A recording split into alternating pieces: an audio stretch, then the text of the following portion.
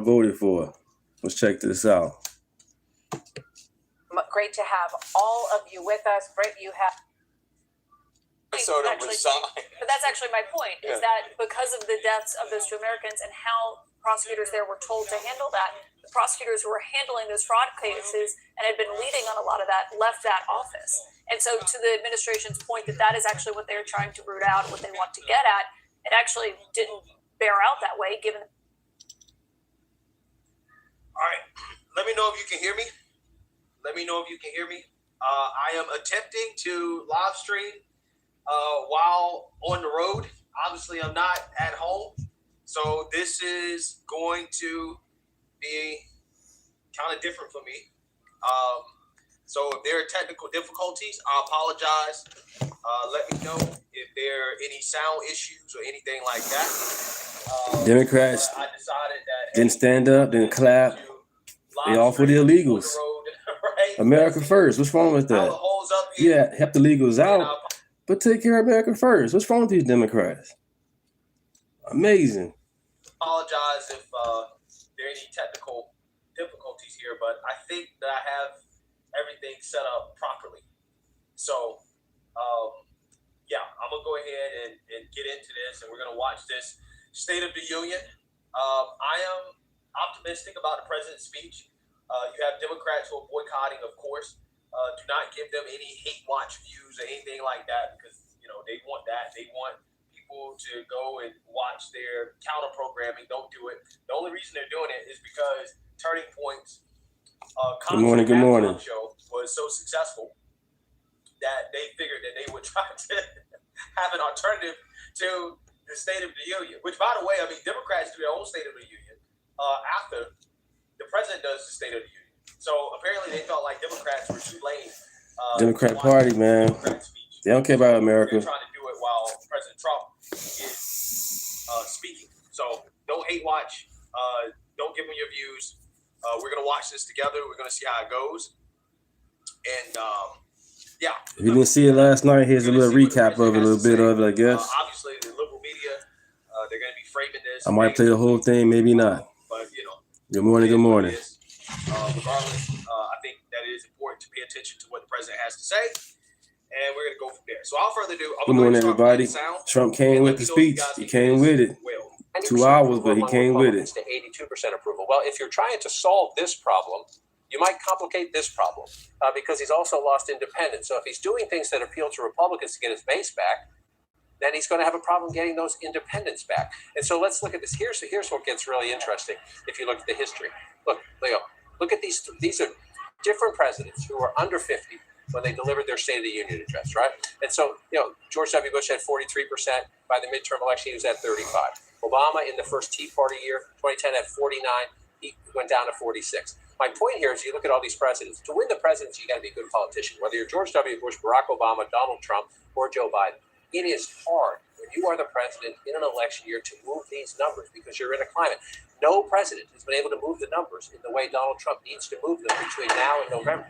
Can he do it? He's a unique politician. He's been a phenomenon in our times. The last decade has been dominated by Donald Trump. But even Donald Trump couldn't do it in 2018. None of them could. By the way, the Supreme Court is, members of the Supreme Court justices are coming in. Do you expect the president to be able to resist saying something directly to the Supreme Court justices on tariff policy? Let's just assume the fact that this speech is over an hour and they're staring right in front of him in the front row. One is I don't think he's going to walk by him. If he does, he's going to give him the cold shoulder. Second, when he goes off script, and he always does, he just emotionally cannot manage himself not to say something to their face. Well, this is MAGA. Makes it interesting. It really is. Oh, Trump's going to walk in to say something negative to the Supreme Court justices. He's going to give them the None of that happened. None of that happened. These people, man. These people. Anyways, let's see. I'm going to go to Fox's coverage of this.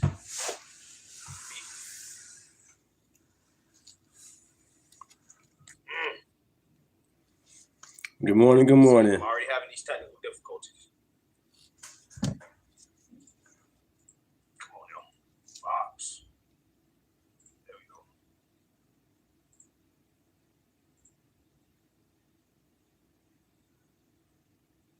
humor with a little like side elbow, right? So he might take a shot, but in a way with a smile, but one that lands a punch. The interesting thing is there's another big Supreme Court case in front of them right now on the Voting Rights Act.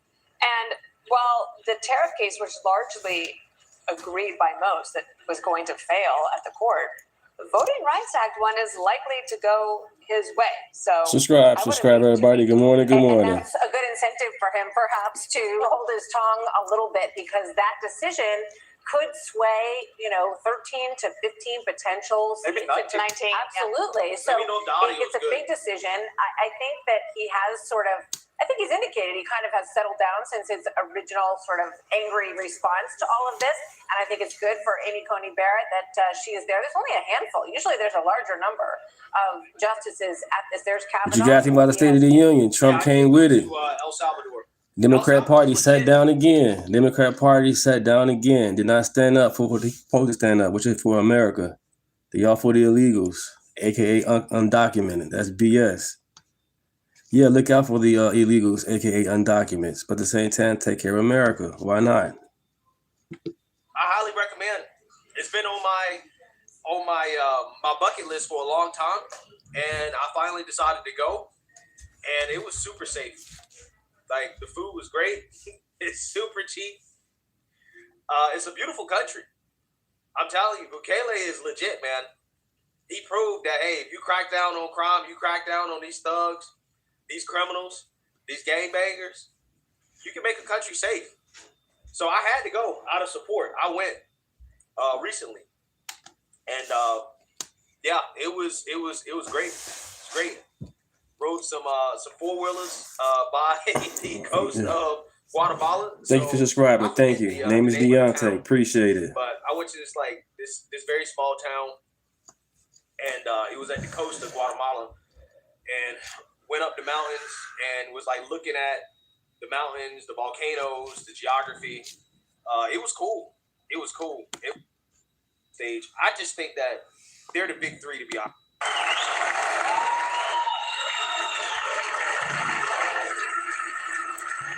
Profo, good morning. Thank you. Yeah, so Democrat Party, they showed their ass. They didn't stand up for nothing. You know what I'm saying? They can't talk about America, voting on the taxes, all that. The Democrats showing their ass. That's amazing. If the string, freezes or whatever, it's not my fault. It's, this is hotel internet. I'm trying to finagle something here. I usually don't do this on the road, but I decided to give it a shot.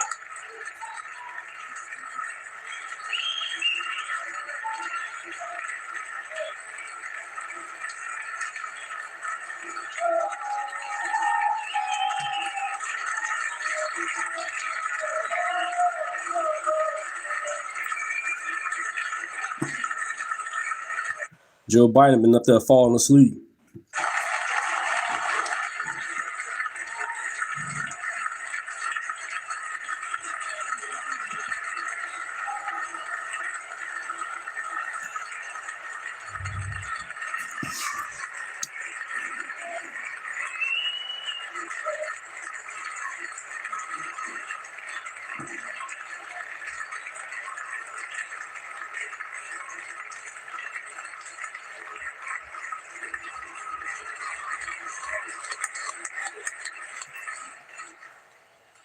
Members of Congress, I have the high privilege and distinct honor of presenting to you the President of the United States.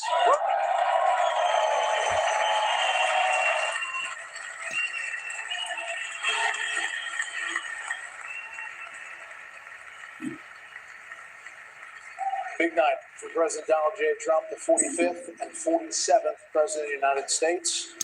State of the Union address. USA, USA.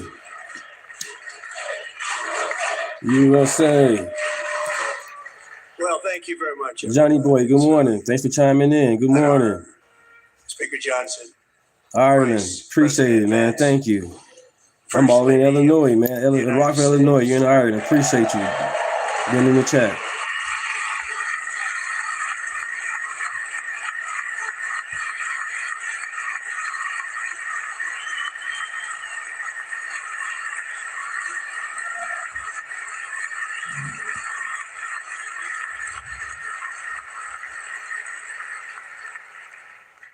Second Lady of the United States.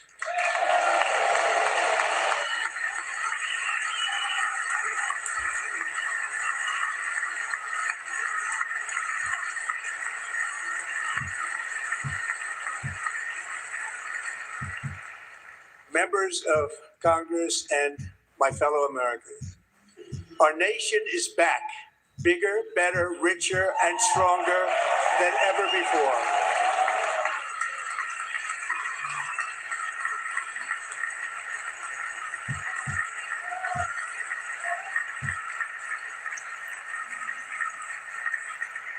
Less than 5 months from now, our country will celebrate an epic milestone. USA.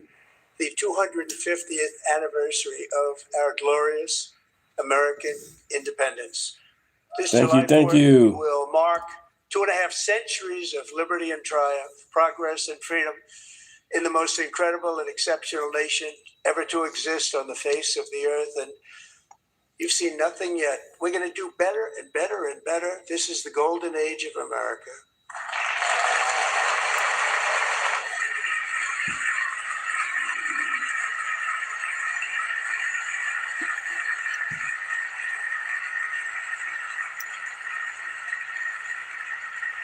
When I last spoke in this chamber 12 months ago, I had just inherited a nation in crisis with a stagnant economy, inflation at record levels, You said that was crazy. a wide open border, horrendous recruitment for military and police, rampant crime at home, and wars and chaos all over the world. But tonight, after just 1 year, I can say with dignity and pride that we have achieved a transformation like no one has ever seen before, and a turnaround for the ages. It is indeed a turnaround for the ages. He said some lies were said. Pretty sure were.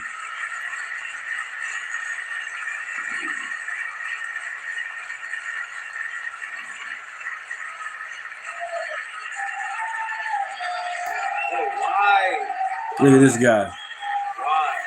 Why?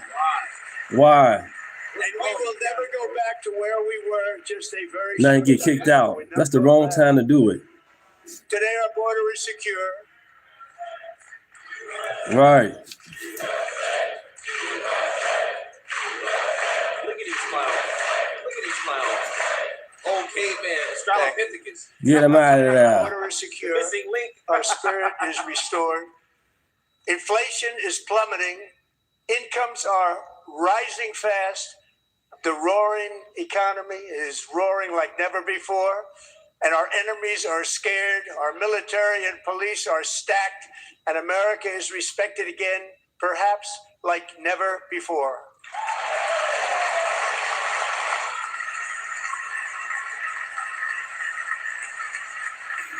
Get him out of here. I don't got time for that. After 4 years in which millions and millions of illegal aliens poured across our borders, totally unvetted and unchecked, we now have the strongest and most secure border in American history by far.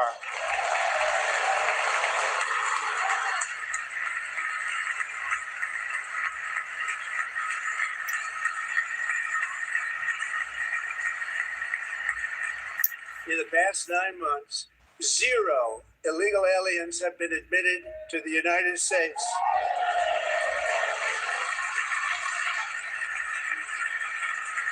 Good one. Sticking with the sun don't shine right. I think every state reunion he got kicked out. What, the second time, maybe third time? This guy's nuts. We'll work hard to maintain our country. You should go with Joy Reid outside and protest.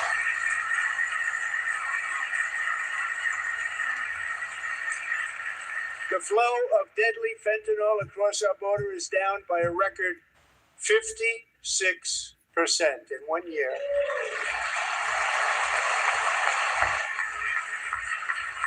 That's a big deal. That's real lives saved. Real lives saved. Big deal. Dab, right. That's on him, though. He doing how he dress, how he look. That's his attire. Recorded history. This is That's the crazy. biggest decline. Think of it in recorded history, the lowest number in over 125 years. Year 1900. In fact, substantially before my wonderful father, I had a wonderful father, Fred, before he was born. Substantially before he was born. That's a long time ago. He wouldn't like me to say that, but that's a long time ago. The Biden administration and its allies in Congress gave us the worst inflation in the history of our country. But in 12 months, my administration has driven core inflation down to the lowest level in more than 5 years. And in the last 3 months of 2025, it was down to 1.7%.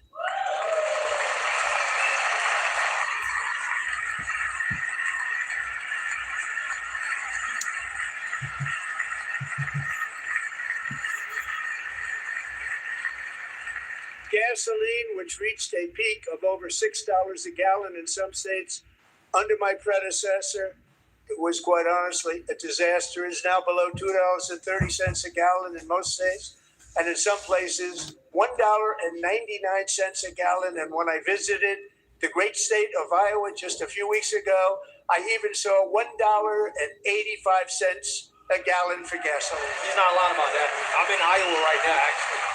And gas here is so cheap.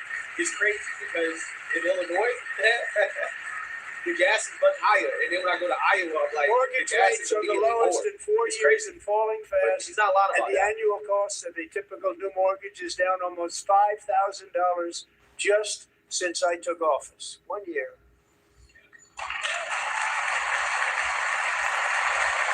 And low interest rates will solve the Biden-created housing problem well, at the same time protecting the values of those people. Good morning, everybody. Good morning. Good morning. Trump did a great speech. For the first That's time what I voted in their lives, for. we want to protect those values. We want to keep those values up. We're going to do both. Subscribe, everybody. Good morning. Subscribe. The stock market has set 53 all-time record highs since the election. Think of that. 1 year. Boosting pensions, 401ks, and retirement accounts for the millions and millions of Americans. They're all gaining. Everybody's up, way up. In 4 long years, the last administration got less than $1 trillion in new investment in the United States. And when I say less, substantially less. In 12 months, I secured commitments for more than $18 trillion pouring in from all over the globe.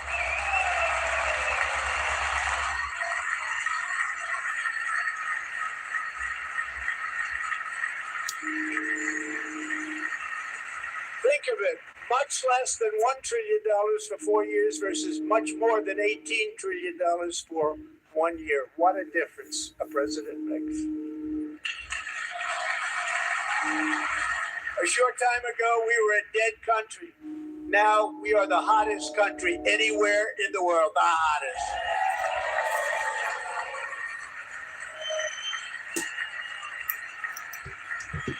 USA.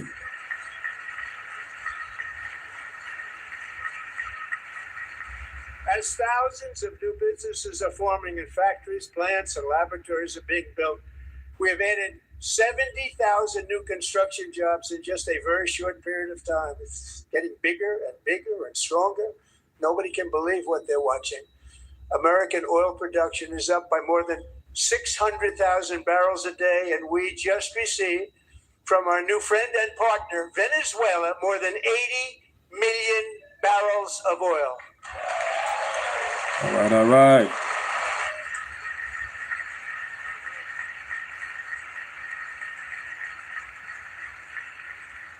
American natural gas production is at an all-time high because I kept my promise to drill, baby, drill.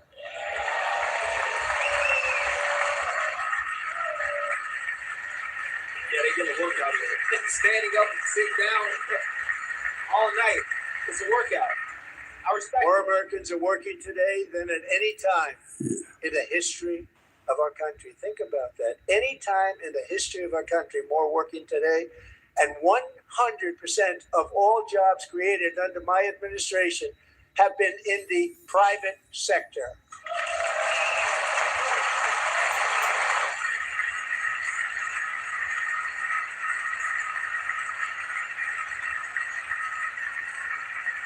We ended DEI in America.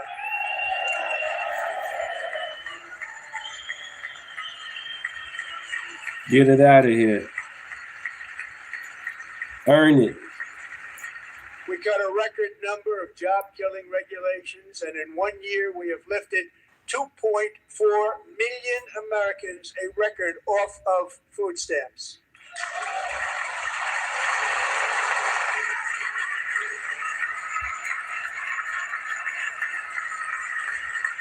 And for all of these reasons, I say tonight, members of Congress, the state of our union is strong.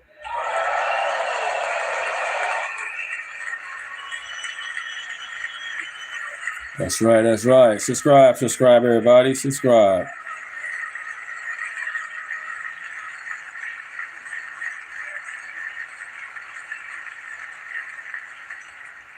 Our country, and me, please, Mr. President, we're winning too much. We can't take it anymore. We're not used to winning in our country. Until you came along, we're just always losing, but now we're winning too much. And I say, no, you're going to win again. You're going to win big. You're going to win bigger than ever. And to prove that point, here with us tonight is a group of winners who just made the entire nation proud. The men's gold medal Olympic hockey team. Come on in. Let's go. Let's go. Let's go. USA. Let's go. I love that. Morning, everybody. Morning. About this. Liberals gonna be upset Subscribe. USA. Yeah. They gonna be real mad about this.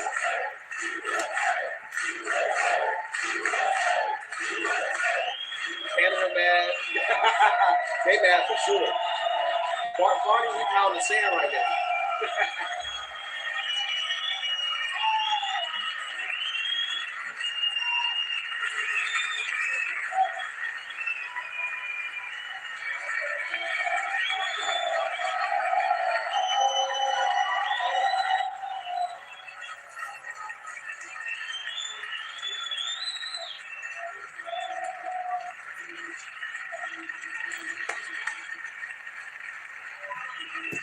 And that's crazy. Women hockey team said no.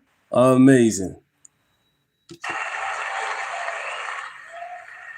And Flavor Flav must have come to Vegas or something like that. No, dude, you too old and creepy. Go to the White House, the people's house. You know, y'all champions. Why not? Go ahead.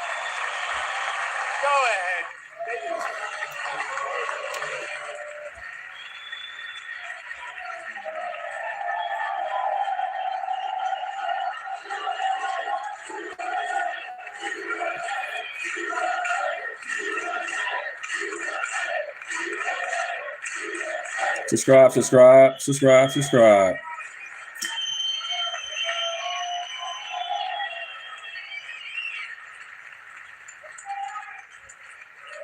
That's the first time I've ever seen them get up.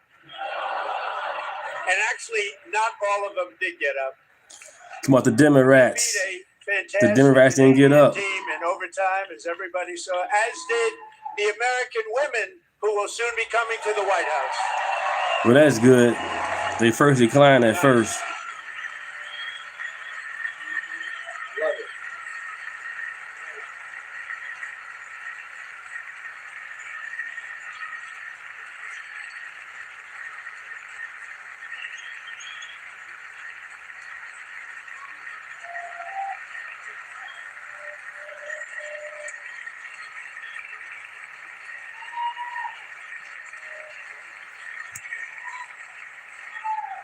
They were in the Oval Office before, and I just want to say a second very big congratulations to Team USA. But I have to say that, and I told them this, and we took a vote of the team. I said, anybody votes no, I'm not doing it.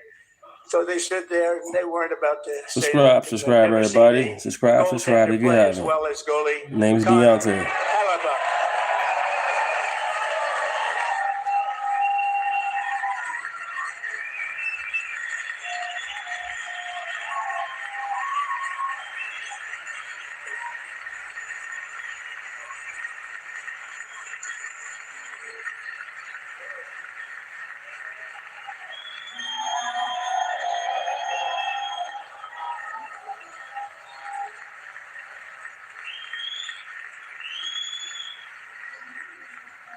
Think of it, 46 shots on goal, and I asked him, the one shot, the one where you put your stick in the back and it hit the neck of your stick and bounced off.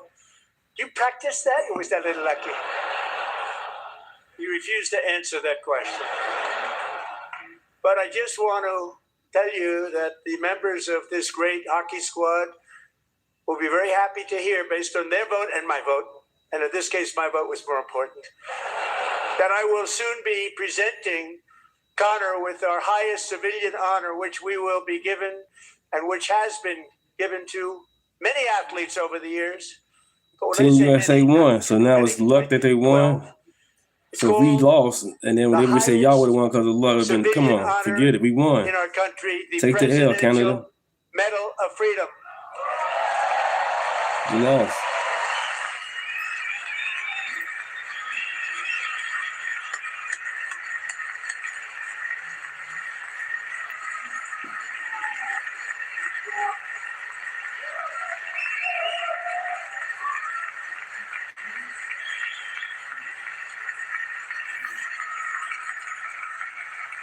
Great athletes have gotten that, very great, the best.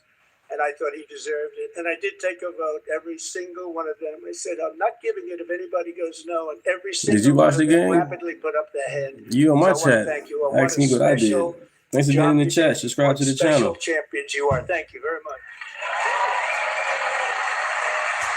USA won. Don't hate.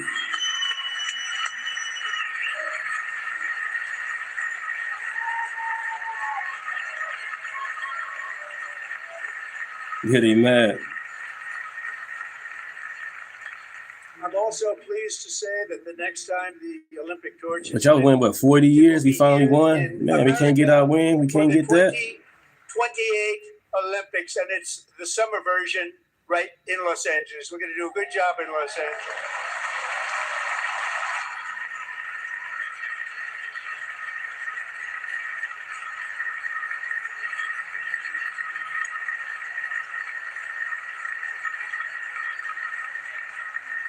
And Los Angeles is going to be safe, just like Washington, D.C.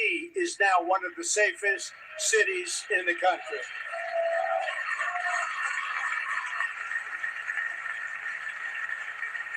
And this year, and I must say I got them both. I got them in the first term, and I was disappointed because I didn't think I'd be the president when this happened. But strange things took place. And now I've got them because I got USA. the Olympics, I got the 2026 FIFA World Cup, and I wanted to claim the 250th, but I didn't get away with that one. I couldn't claim that one for myself. But we're getting the World Cup, so we have the World Cup and the Olympics coming, and that is exciting news.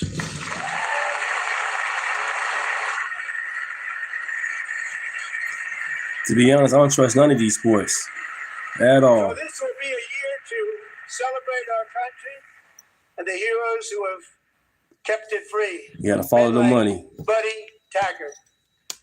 At age 17, Buddy volunteered to defend America in World War II, serving in the Pacific under the great General Douglas MacArthur. He fought bravely in the famous Battle of Manila, worked so hard. He was badly wounded and almost killed by enemy machine guns in Luzon. And 81 years ago this month, he liberated the largest internment camp in the Philippines, one of the largest anywhere in the world.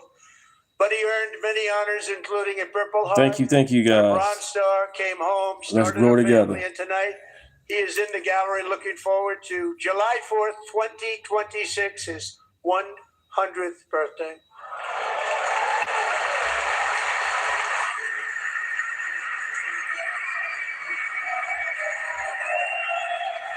100 years.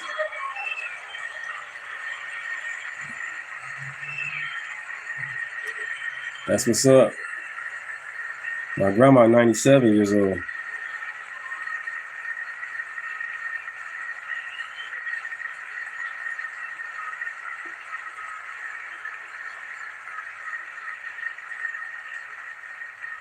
So, buddy, you're a brave man, and we salute you. Even in times of challenge, setback, and immense heartache, the spirit of 1776 has always shone through very brightly. It was July 4th of last year when floodwaters tore through a girls' summer camp in Central Texas. One of the worst things I've ever seen. I was there, rising 26 feet in the matter of minutes, tragically claiming many, many lives. You all remember that one. As the waters threatened to sweep her away, 11-year-old Millie Kate McClament closed her eyes and prayed to God. She thought she was going to die. Those prayers were answered when Coast Guard rescue swimmer Scott Ruskin descended from a helicopter above. Nobody knew where he came from. It was Scott's first ever rescue mission, a young guy, but very brave, very, very top, always top in his class. And he lifted not just Billy Kate, but 164 others to safety.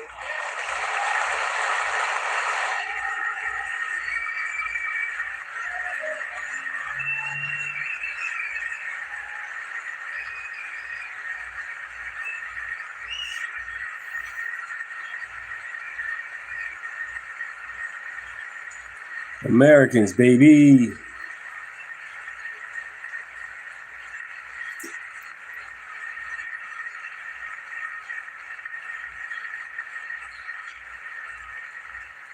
People watched Scott from a distance, and they couldn't believe what they were seeing. The winds were blowing, the rain was pouring, everything was going, and that rapid water, nobody had ever seen anything like it. They said, wow, that's something.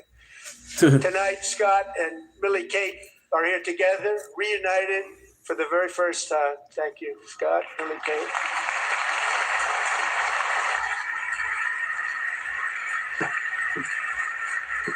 Joe Biden had like a drag queen story hour going on. But this is for America, baby. Yes, yes, yes. That's what I'm talking about.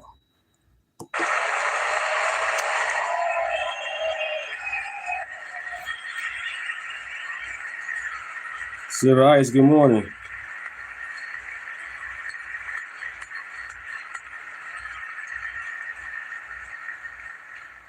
And Petty Officer Ruskin, I'm pleased to inform you that I am now awarding you the Legion of Merit for extraordinary heroism, which is what it was, extraordinary. Kamala Harris been up there heroism. laughing. If you had got Kamala, she'd been laughing up there.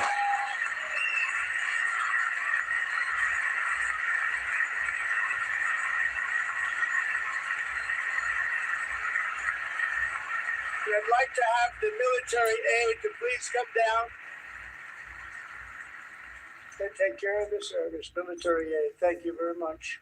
Take care of that very important service. Thank you very much. From 1776 to today, every generation of Americans has stepped forward to defend life, liberty, and the pursuit of happiness. And they're really doing it for the next generation. But now it's our turn. Together, we're building a nation where every child has the chance to reach higher and go further, where government answers to the people, not the powerful, and where the interests of hardworking American citizens are always our first and ultimate concern. That is the debt we owe to the heroes who came before us, and that is the promise we must keep to America for our 250th year. Last year, I urged this Congress to begin the mission by passing the largest tax cuts in American history, and our Republican majorities delivered so beautifully. Thank you, Republicans.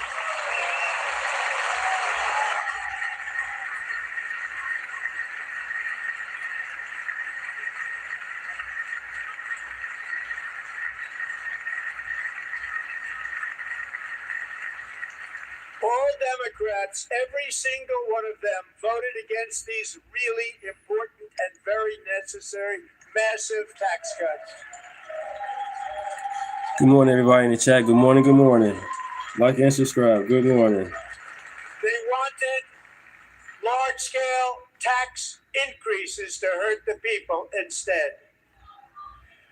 But we held strong, and with the great, big, beautiful bill, we gave you no tax on tips, no tax on overtime, and no tax on Social Security for our great seniors.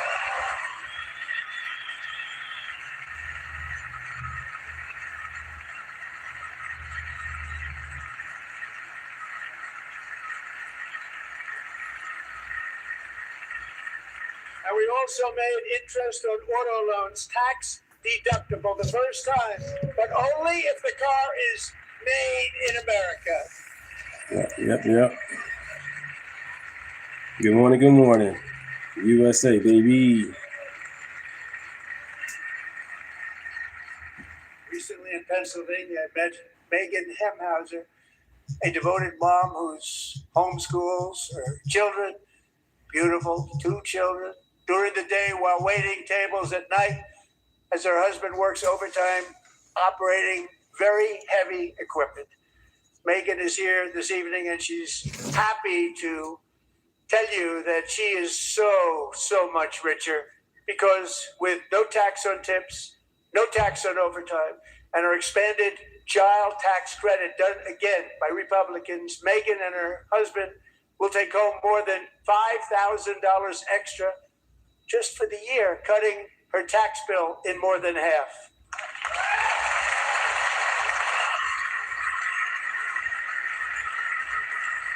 Megan, please stand up. We're fighting for you, Megan. Nice button telegram. Thank you, Megan. We're fighting for you, Megan. Under our bill, parents like Megan can also. Good morning, Jason. Good morning. Good morning. Brand new Trump accounts.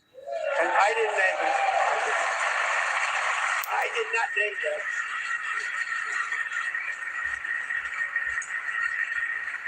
Nobody believes me, but I did not name it. It was named by a very tall man sitting right there in the third row.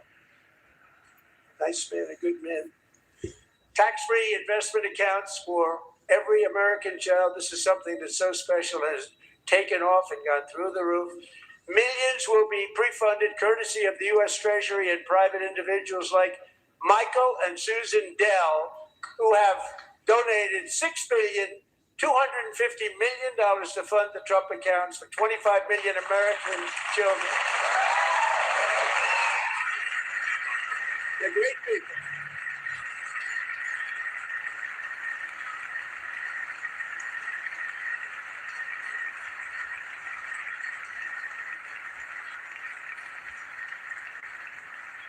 And I asked Michael, how do you make all that money? He said, well, I just sat on my dorm at school and I made computers and I'd sell them to people.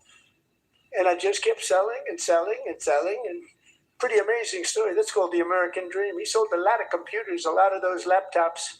So I congratulate him on that. But I really thank him and Susan, as well as others like Brad Gerstner, a very tremendous guy. He was behind it right from the beginning. Brad Gerstner. Thank you, Brad.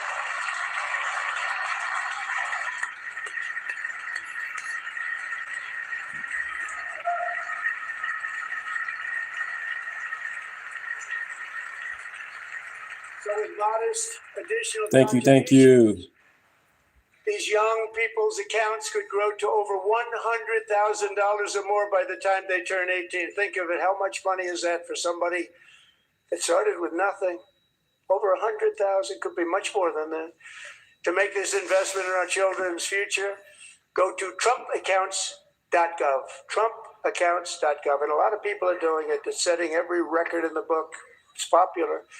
They knew what it was going to take. So proud of them. I'm so proud of the people that got it started. And now it's just taken off. One of the primary reasons for our country's stunning economic turnaround, the biggest in history, where the Dow Jones broke 50,000 4 years ahead of schedule, and the S&P hit 7,000, where it wasn't supposed to do it for many years were tariffs. I used these tariffs, took in hundreds of billions of dollars to make great deals for our country, both economically and on a national. Right, Democrat Party wants you to stay on that plantation. Don't get off that plantation. They're going to hit you. They're going to whip you. That's crazy. Vote Republican. Security bases. Everything was working well. Countries that were ripping us off for decades are now paying us hundreds of billions of dollars. They were ripping us so badly, you all know that. Everybody knows it. Even the Democrats know it. They just don't want to say it. And yet these countries are now happy, and so are we. We made deals. The deals are all done. And they're happy. Yeah, that's his phrase, boy. Oh, boy. That's his phrase. Job, good morning. Making a lot of money. There was no inflation, tremendous growth. And the big story was how Donald Trump called the economy correctly. I'm not a coach. And 22 Nobel I'm just an Prize American. winners in economics didn't. By myself. They got it totally wrong. They got it really wrong. And then just 4 days ago, an unfortunate ruling from the United States Supreme Court. It just came down. It came down. Very unfortunate ruling. But the good news is that almost all countries. Jason, they go against everything. It's crazy. Everything for America. Nah, we don't want that. What about the illegals? Right, Scott? What? Knowing that Take care of home. the legal power that I, as president, have to make a new deal could be far worse for them, and therefore they will continue to work along the same successful path that we had negotiated. Oh, I got a wife. I got a family, Silver. Unfortunate involved. So don't just judge because you see me right here. That's your problem now. It's powerful. It's a problem with the Democrat Party. Don't know nothing, but you want to talk. Our country, the kind of money Do more research. Know who Deontay Lockett is, Silver. Ice. Many of the wars I settled was because of the threat of tariffs. I wouldn't have been able to settle them without. Will remain in place under fully approved and tested alternative legal statutes. And they have been tested for a long time. They're a little more complex, but they're actually probably better, leading to a solution that will be even stronger than before. Congressional action will not be necessary. It's already time tested and approved. And as time goes by, I believe the tariffs paid for by foreign countries will, like in the past, substantially replace the modern day system of income tax, taking a great financial burden off the people that I love.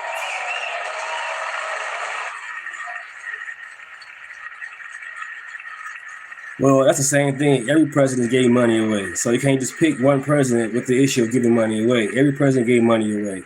Moving forward, factories, jobs, investment, and trillions of dollars will continue pouring into the United States of America because we finally have a president who puts America first. You got the Democrat Party up there wearing Ukraine pins. Y'all ain't tripping about that? All that money went to Ukraine. Trillions of dollars went to Ukraine. And that was Biden. I love America.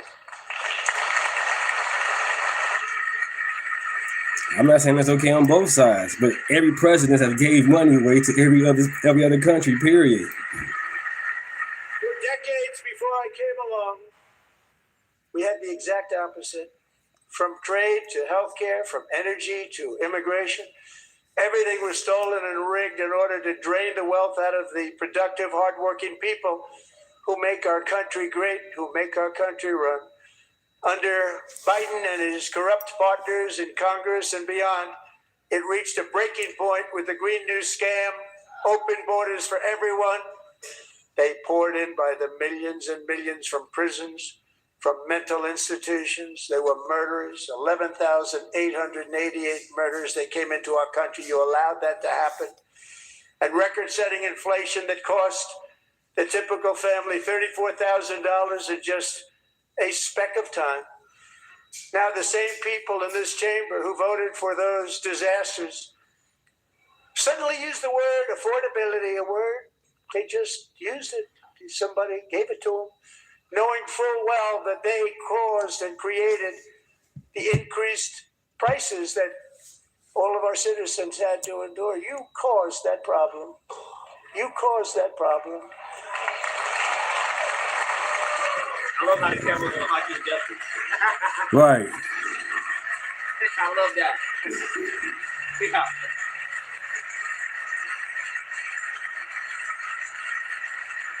They knew their statements were a lie. They knew it. They knew their statements were a dirty, rotten lie. Their policies created the high prices.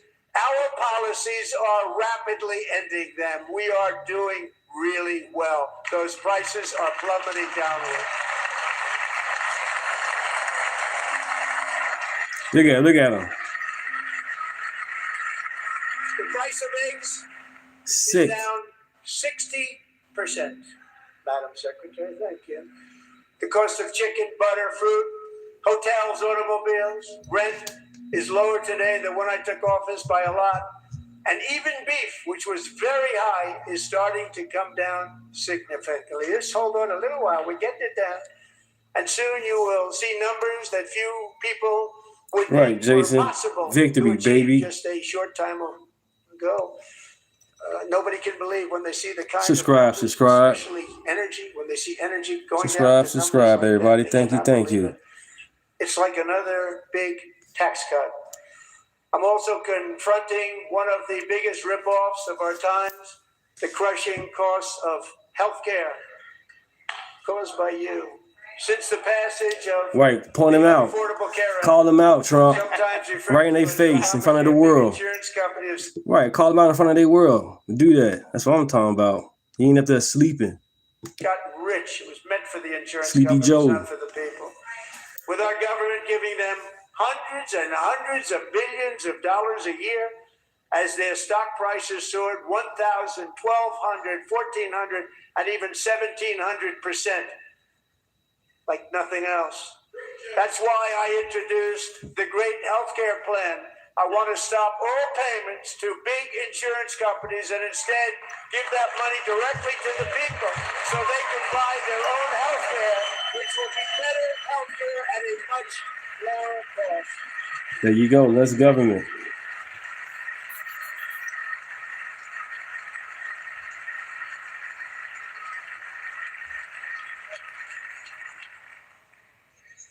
In addition, my plan requires maximum price transparency. That's a big deal. USA. Sounds so simple, so big. And I did that in my first term, and the Democrats immediately terminated it with full knowledge that they were doing a very bad thing for the people. Costs were going to go way up, and that's what happened. And now I'm bringing them way down on healthcare and everything else. I'm also ending the wildly inflated cost of prescription drugs like has never happened before.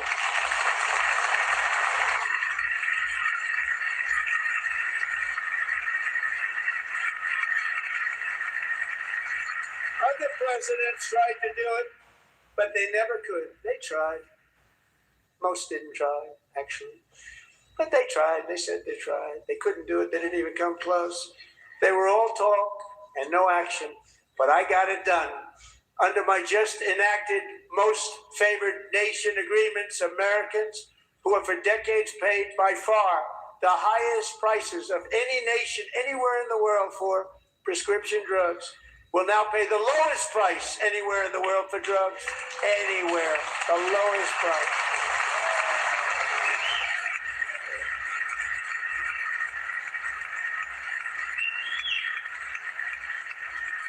So in my first year of the second term, should be my third term, but strange things happen. I took prescription drugs, a very big part of healthcare, from the highest price in the entire world to the lowest. That's a big achievement. The result is price differences of 300, 400, 500, 600% and more. All available right now. Yes, at a it new is. website Yes, it called is. TrumpRx.gov. And I didn't name that one either, by the way. Subscribe, subscribe. And here tonight is the very first customer ever to get that big discount, and it is big. Catherine Rayner. For 5 years, she and her husband have struggled with infertility, and they turned to IVF. One drug has been costing Catherine $4,000 to purchase. But a few weeks ago, Subscribe, she subscribe, logged everybody. Good morning, good onto the morning. Trump Happy RX Wednesday. website and got that same drug that cost $4,000, got it for under $500, a reduction of much more actually than $3,500. Catherine, we are all praying for you, and you're going to be a great mom.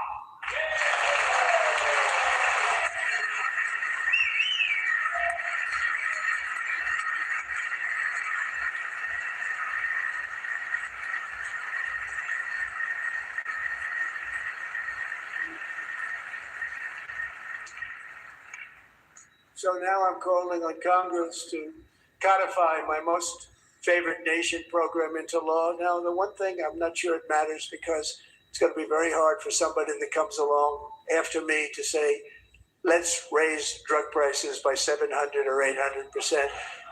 But John and Mike, if you don't mind, codify it anyway. They may do it. Codify it anyway. Thank you. Many Americans are also concerned that energy demand from AI data centers could unfairly drive up their electric utility bills. Tonight, I'm pleased to announce that I have negotiated the new Ratepayer Protection Pledge. You know what that is? We're telling the major tech companies that they have the obligation to provide for their own power needs. They can build their own power plants as part of their factory, so that no one's prices will go up. And in many cases, prices of electricity will go down for the community, and very substantially down. This is a unique strategy never used in this country before. We have an old grid. It could never handle the kind of numbers, the amount of electricity that's needed. So I'm telling them they can build their own plant. They're going to produce their own electricity. It will ensure the company's ability to get electricity, while at the same time lowering prices of electricity for you. It could be very substantial for all of you cities and towns. You're going to see some good things happen over the next number of years. Another pillar of the American dream that has been under attack is home ownership. With us tonight is Rachel Wiggins, a mom of two from Houston. She placed bids on 20 homes and lost all of those bids to gigantic investment firms that bypassed inspection, paid all cash, and turned those houses into rentals, stealing away her American dream. She was devastated. Stories like this are why last month I signed executive order to ban large Wall Street investment firms from buying up in the thousands single-family homes.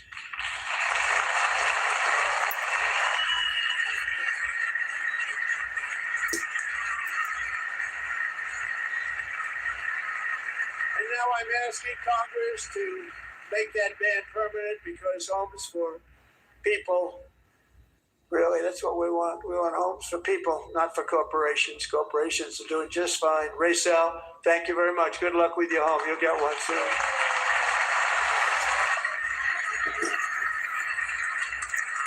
Thank you. Thank you. We're also working to make it easier for Americans to save for retirement. And under this administration, we will always protect Social Security and Medicare. They are not protecting it for our seniors. We will always protect Social Security, Medicare, Medicaid.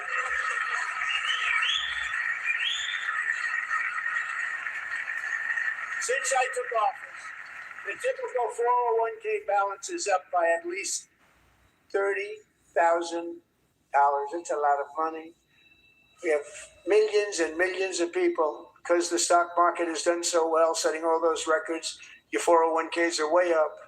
Yet half of all of working Americans still do not have access to a retirement plan with matching contributions from an employer. To remedy this gross disparity, I'm announcing that next year my administration will give these oft-forgotten American workers, great people, people that built our country, the same type of retirement plan offered to every federal worker. We will match your contribution with up to $1,000 each year. As we ensure that all Americans can profit from a rising stock market, let's also ensure that members of Congress cannot corruptly profit from using insider information.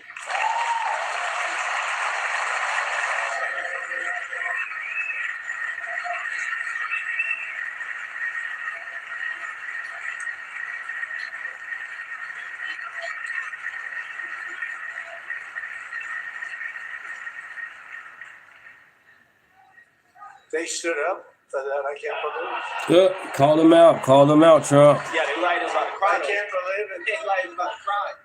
Did Nancy Pelosi stand up if she was here? Dang. She hurt her hip. The Stop Insider Trading Act without delay.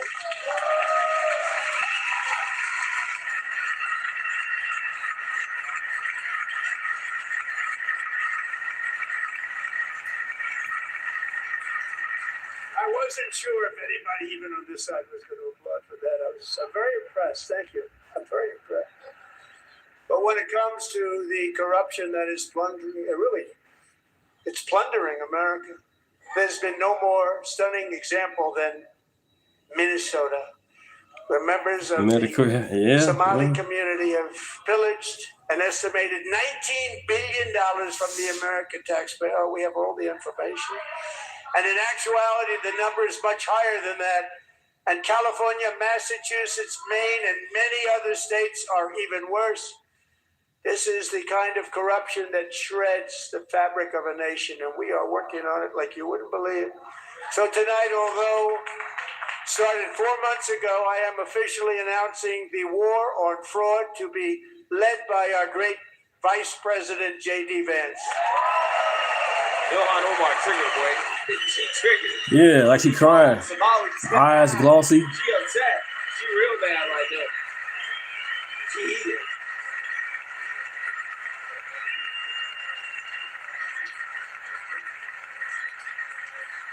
We'll get it done. And if we're able to find enough of that fraud, we will actually have a Yeah, she hates that. budget Yeah. overnight. It'll go very quickly. That's the kind of money you're talking about. We'll balance our budget. The Somali pirates who ransacked Minnesota remind us that there are large parts of the world where bribery, corruption, and lawlessness are the norm, not the exception. Importing these cultures through unrestricted immigration and open borders brings those problems right here to the USA. And it is the American Melanating dude, you people who funny. pay the price in higher medical bills, car insurance rates, rent, taxes, and perhaps most importantly, crime. We will take care of this problem. We're going to take care of this problem. We are not playing games. Delilah. They so mad, bro. Triggered. They so mad. Your face priceless.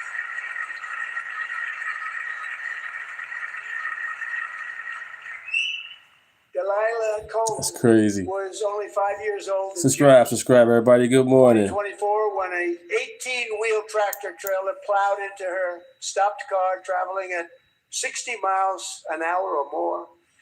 The driver was an illegal alien let in by Joe Biden and given a commercial driver's license by open borders politicians in California. Doctors said Delilah would never be able to walk or talk, have a good life. She wouldn't even be able to eat again. But against all odds, she is now in the first grade learning to walk. And she's here this evening with her dad, Marcus, a fantastic man. Delilah, please, you are a great inspiration. Please stand up.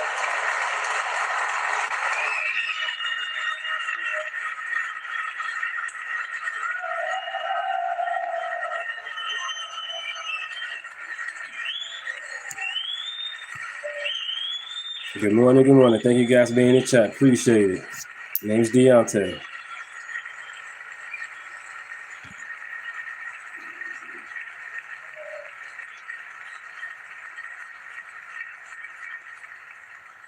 Thank you, Delilah.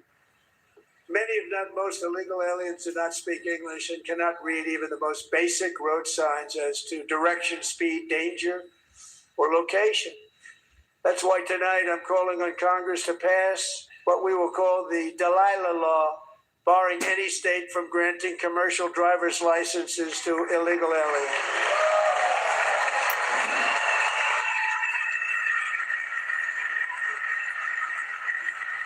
Yeah. And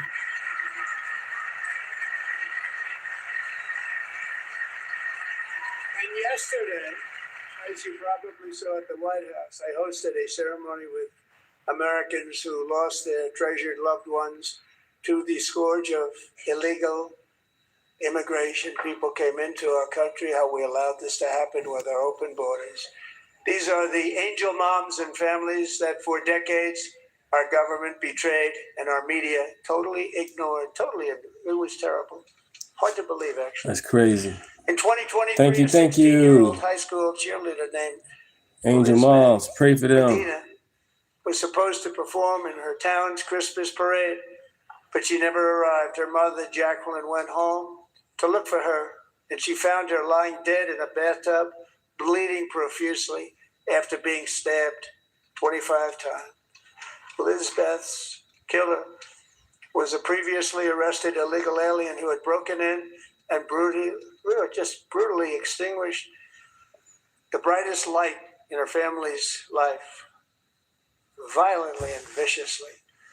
Her heartbroken mother is in the gallery to remind everyone in this chamber exactly why we are deporting illegal alien criminals to our country at record numbers, and we're getting Thank you, bro. Appreciate it, dude. out of here Thank fast. you. We don't want them. I'm a melanated American. That's all I am. Thank you, man. Appreciate that.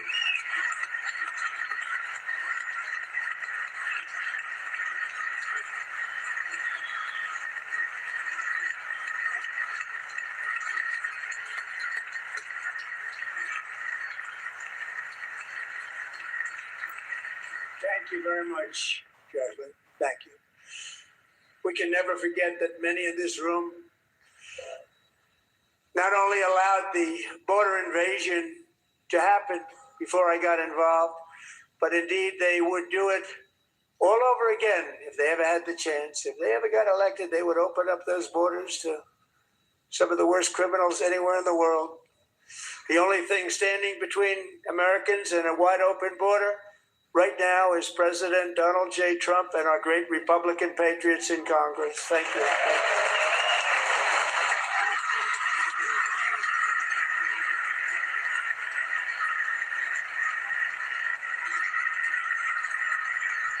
Bobby Brown, good morning. Democrats in this chamber have cut off all funding for the Department of Homeland Security. Cool, Melon dude. It's all cut off. They have instituted another Democrat shutdown, the first one costing us 2 points on GDP. Good morning, Bobby. 2 points we lost on GDP, Well, which Bob. probably made them quite happy, actually. Now they have closed the agency responsible for protecting Americans from terrorists and murderers. Tonight I'm demanding the full and immediate restoration of all funding for the border security, homeland security of the United States, and also for helping people clean up their snow. Good morning, We good have morning. no money because of the Democrats, and it would be nice. You'd love to give your hand and clean it up, but you gave no money. Nobody's getting paid. It's a shame. So you have to think about it. We have, in case you didn't know, a pretty large snowstorm out there. Yeah, that's what he said. That's One what of the Trump great said. things about the State of the Union is how it gives Americans the chance to see clearly what their representatives really believe. So tonight I'm inviting every legislator to join with my administration in reaffirming a fundamental principle. If you agree with this statement, then stand up and show your support. The first duty of the American government is to protect American citizens, not illegal aliens. I give him an A. Not an A minus, not an A plus. That's an A.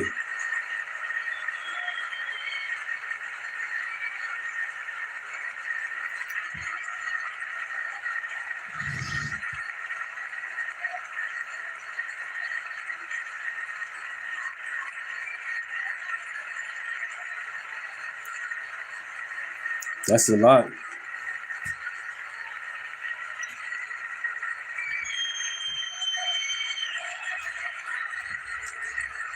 Subscribe, everybody. I go live Monday through Thursday, 8 in the morning. Monday through Thursday, 8 in the morning. I work the weekend.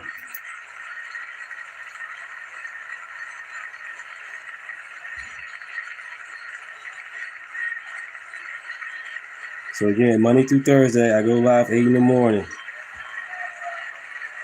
When some type of event comes up, I might go earlier than that.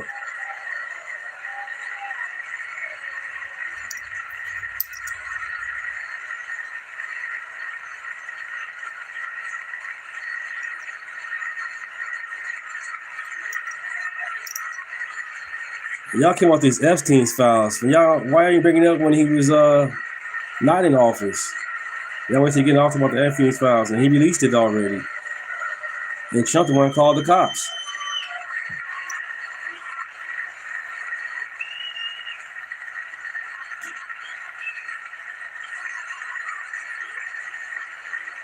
Oh yeah. Isn't that a shame? You should be ashamed of yourself. Yeah, this time nobody tears the union speech up this time. You get to keep the copy of it without being torn. I'm also asking you to end deadly They hurt, they butt hurt. that protect the Subscribe, everybody. Good morning, good morning. for public officials who block the She hurt. removal of criminal aliens, in many cases drug lords, murderers all over our country. They're blocking the removal of these people out of our country, and you should be ashamed of yourself. Got him. Got him. Subscribe. Yo, it's hilarious. It's hilarious. Mark, good morning. Yeah, they should kick her out, bro. Kick out Ilhan Omar. Get her out of here. And Virginia to leave.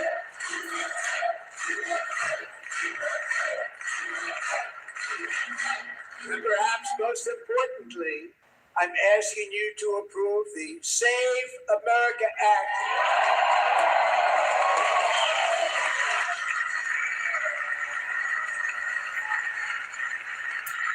We stop illegal aliens and others who are unpermitted persons from voting in our sacred American elections. The cheating is rampant in our elections. It's rampant. It's very simple. All voters must show voter ID.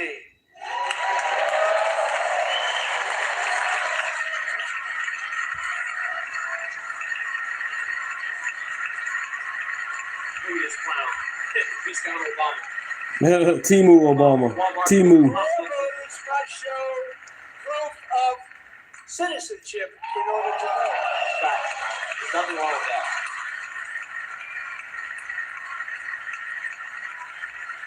And no more crooked mail-in ballots except for illness, disability, military, or travel. None.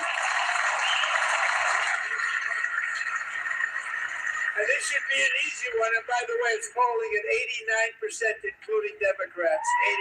89%.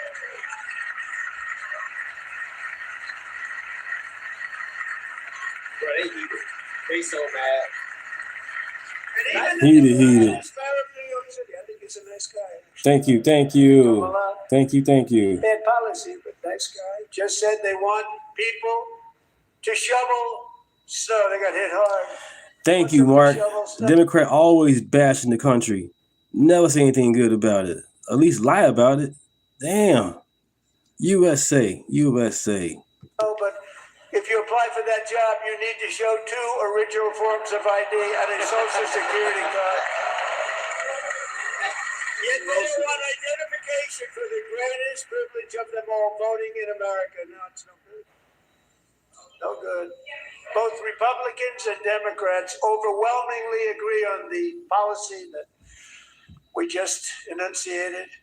And Congress should unite and enact this common sense, country-saving legislation right now, and it should be before anything else happens.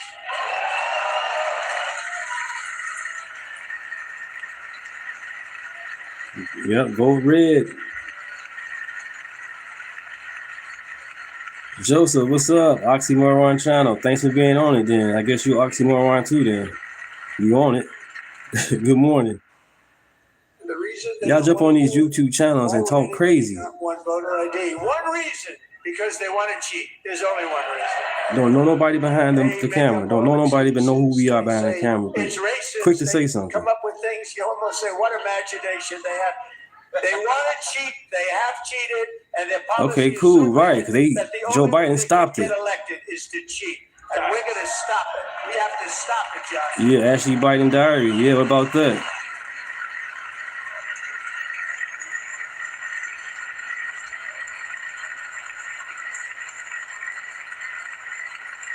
And here is one more opportunity to show common sense in government.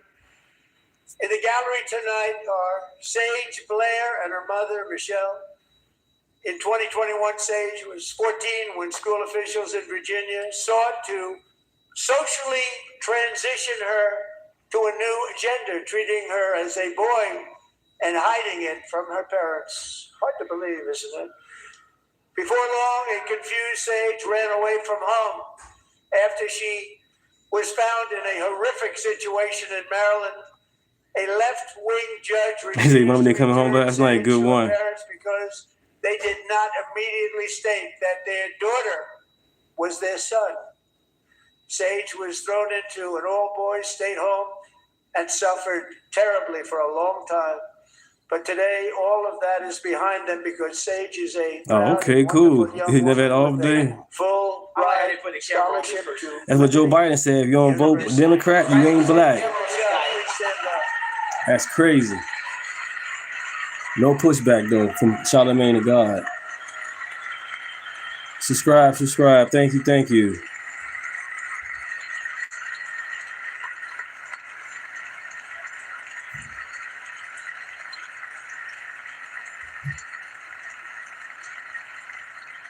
Thank you for your great bravery. And who can believe that we're even speaking about things like this?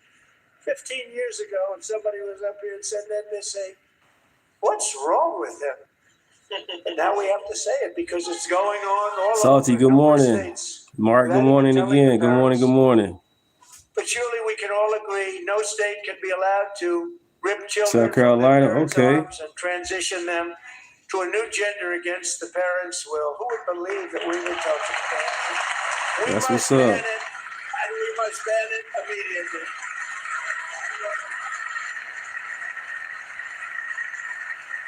Yeah, the cameraman is amazing.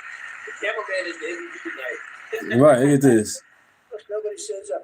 These people. Right, keep calling them out, Trump. Why you not standing up? Yeah, for real. Facts. They're crazy. He's right. And I love the way he said it too. No matter what, Democrat or Republican, as far as America, we all Americans. They can't even stand up for other Americans. That's petty. Boy, oh boy. We're lucky we have a country. With people like this, Democrats are destroying our country, but we've stopped it just in the nick of time,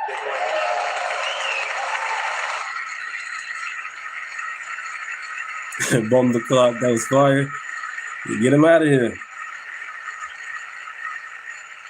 No one cares Nobody's more about perfect. protecting America's Nobody's youth perfect. than our wonderful But at least we got First common lady. sense. Now We should a have that at movie least. star. She's a movie star. Can you believe that? Who would have believed that?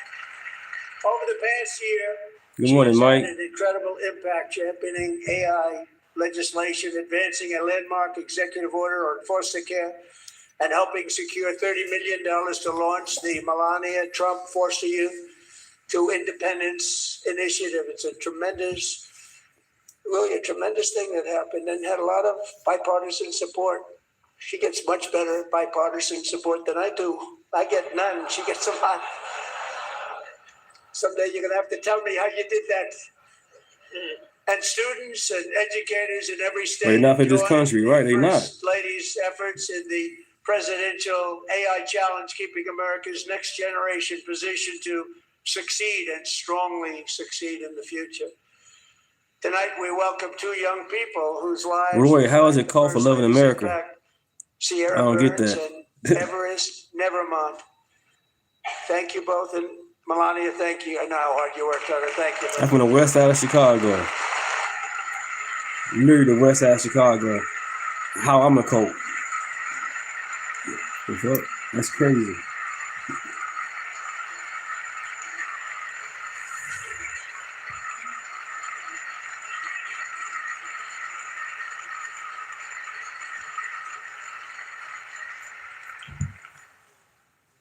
I'm very proud to say that during my time in office, both the first 4 years and in particular this last year, there has been a tremendous renewal in religion, faith, Christianity, and belief in God. Good one, dude. Right. Tremendous renewal.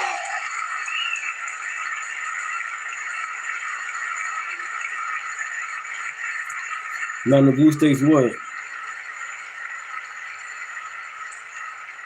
This is especially true I live in among Illinois. young people, and a big part And I'm a of MAGA that had supporter. to do with my great friend, Charlie Kirk, great guy. I'm not here for you guys to be a MAGA supporter.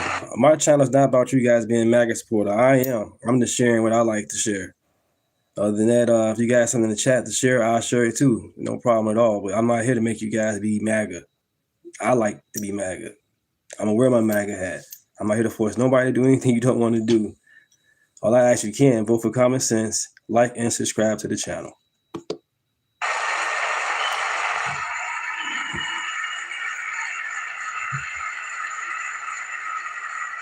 So last year, Charlie was violently murdered by an assassin and martyred, really martyred for his beliefs.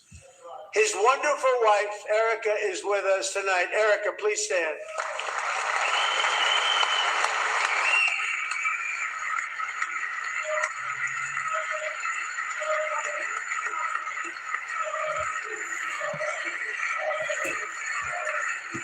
Appreciate that, Mike. Once again, I'm not here to tell you guys to be a Trump supporter. I am. I'm doing what I like. This is my channel. I'm sharing you guys with it.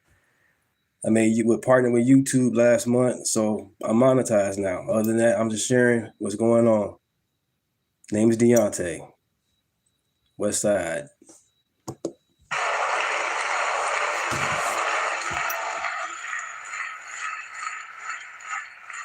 Thank you, Eric. Been through a lot. In Charlie's memory, we must all come together to reaffirm that America is one nation under God, and we must totally reject political violence of any kind. What up, Josh? Josh Breaks. Good morning. What's up? What's up?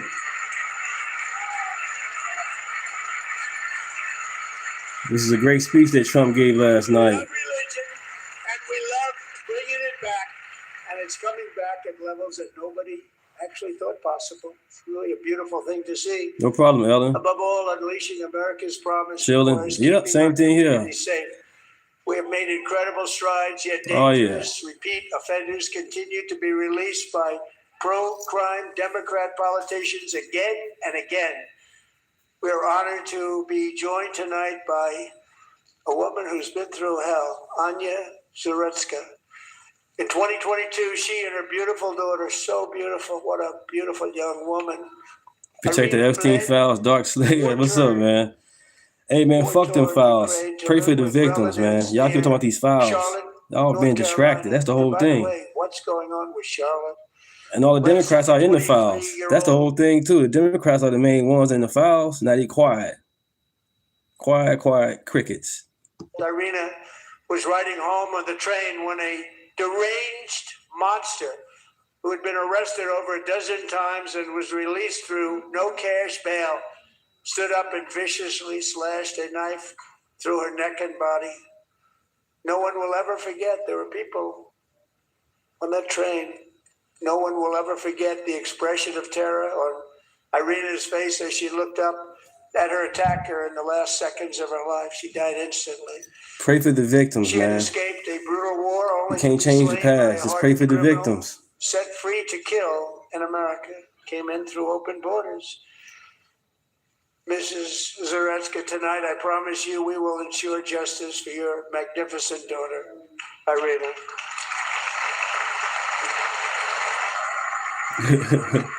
You can check my hard drive. Shit.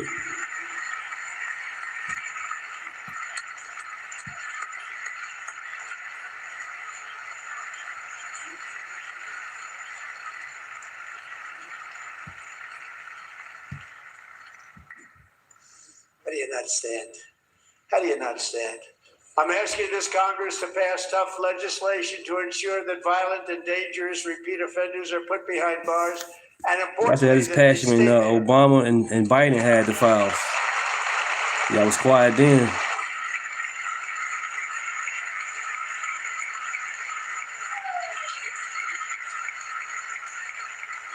And then y'all come on YouTube, to us YouTube people, I don't get it. Y'all funny as hell. I'm from Chicago, live in Rockford. I have no idea what's going on with these MC files, and I can't do anything with the files. So you take us YouTube make these files, well, Epstein's file, Epstein's file. Do your own research. Y'all funny. Do your own research. It's okay. Get the Bible, read that. I deployed our National Guard and federal law enforcement to restore law and order to our most dangerous cities, including Memphis, Those Tennessee, talking points while they 13. success. Those talking points. New And they Orleans, said it Louisiana, that it big wasn't true. success. And our nation's capital itself. Once again, you do no research, God Slayer. DC, where we have If you're going against no what I'm crime. saying, you said 13, right? But that they said their source wasn't clear, and they highlighted it. Anymore in Washington, D.C. How did that happen?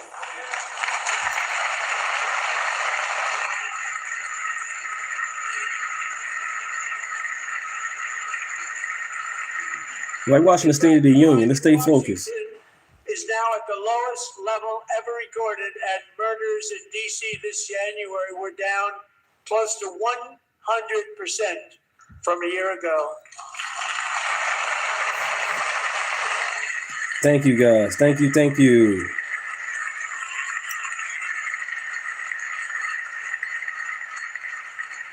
They don't like to hear that. One of the sick people, one of the brave service members who helped achieve this stunning turnaround was 20-year-old West Virginia Army National Guard Specialist Sarah Beckstrom. After a 4-month deployment, she voluntarily extended her service, and her rank was going to be lifted. She was doing so well. They were so proud of her. But the very next day, she was on patrol near the White House when she was ambushed and shot in the head by a terrorist monster from Afghanistan. Shouldn't have been in our country. And all because she wore the uniform of our nation, she was shot. He traveled here because he didn't like people wearing our uniform. He was sick, deranged, shouldn't have been in our country. Sarah Beckstrom died in order to defend our capital, and we are honored to be joined by her wonderful parents, Gary and Evalie. Your daughter was a true American patriot, and she will be greatly missed. She was a great person. I saw reports on her. They've never seen anything like her.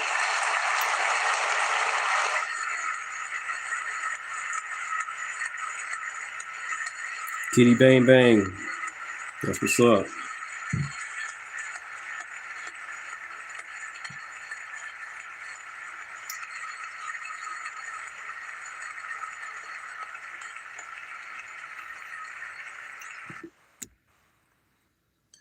Joe Biden had some trans person up there talking about how they trans right being not protected. But yet, 36 trans people then shot up and killed people, and 26 already. And you talking about ICE? Well, ICE happened. What 2 people got shot by ICE, but overall, the transgender community needs to be prayed for. I think it's like 36 of them that did mass shooting. Pray for them, about them. Pray for these trans people, man. They're getting sent off.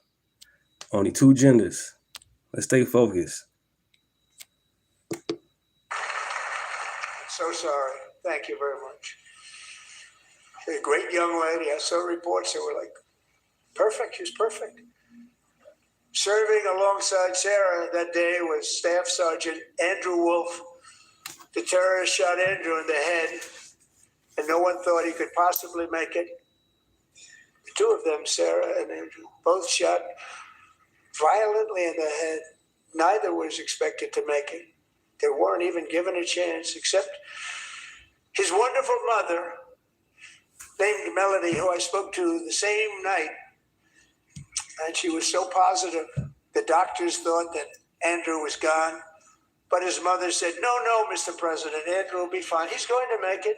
I've never seen anything like it. I mean, he was given almost no chance. She said, I have no doubt, sir. He's going to be okay. Right, only 2. A conversation that But under Trump, under Obama, it was 56 people. Under Obama, blood all over. Everybody is praying. It was outrage for that. Sir, he will be okay. and the news did a ride along with ICE when Obama was doing it. And after looking at the results of the damage They done, did a ride along with ICE. I think it was she was ABC so News that strong did and it. conclusive that even Andrew's great father felt she didn't really understand the gravity of the situation. But she turned out to be right. Right, Melanie? She turned out to be right.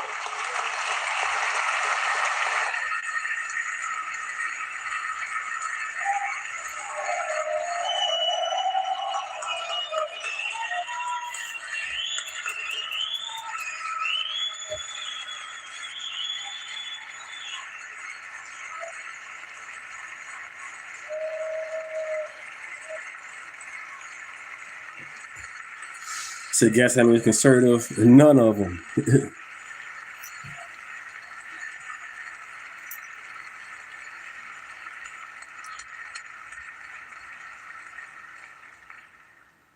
Amazing, actually. I said, where does this woman come from? She's the most positive person I've ever met.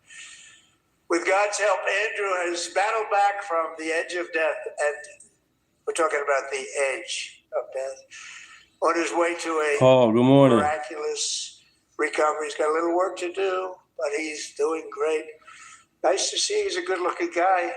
Nice to see you. Right, you say Thanks, Black man. Lives Matter, right? Thank you very much. Well, Black Lives Matter, yeah. MAGA. Morning.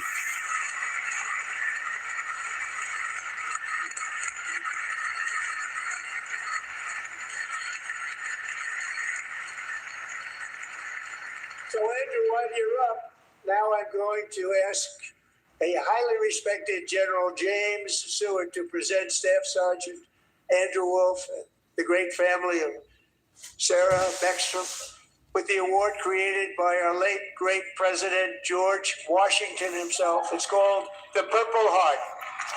Yeah, that's what happened with Joe Biden.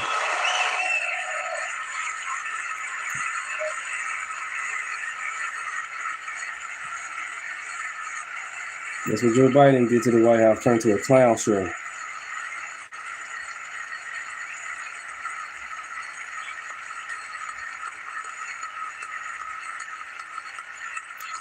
Right, Paul. Good one, Paul.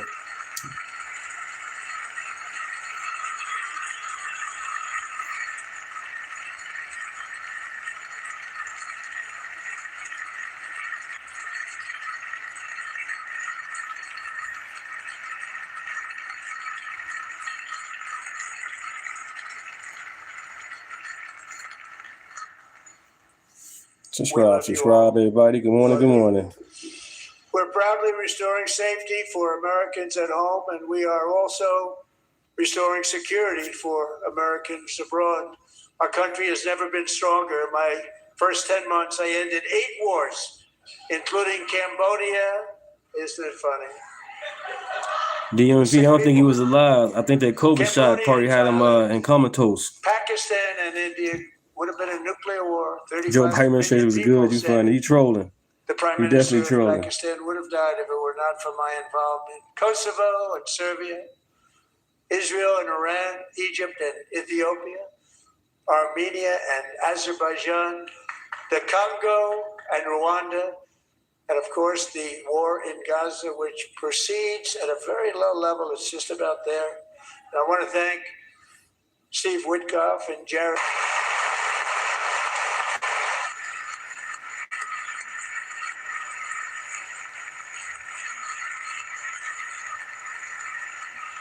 And I also want to thank the man they report to, Secretary of State Marco Rubio. Thank you.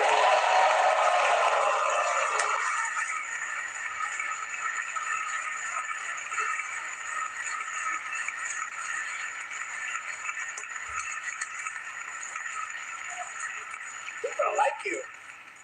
You know, Marco got 100% of the votes when he was in Congress. I think our next one was about 54%. And some of the Democrats are now saying, I can't believe we approved that guy. And he said it's an honor that they feel that way, right, Marco? You have done a great job, great Secretary of State. I think he'll go down as the best ever.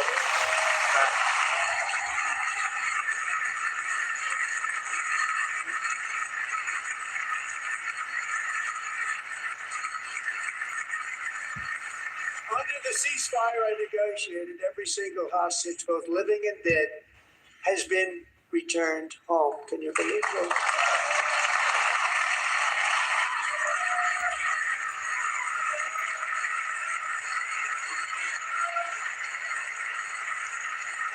It seems like they do. Troll must live a lonely life. They got to. Nobody thought that was possible. Both living and dead. And those parents who had a dead son, their boy, they'd always tell me their boy, they wanted him as much as though he were living.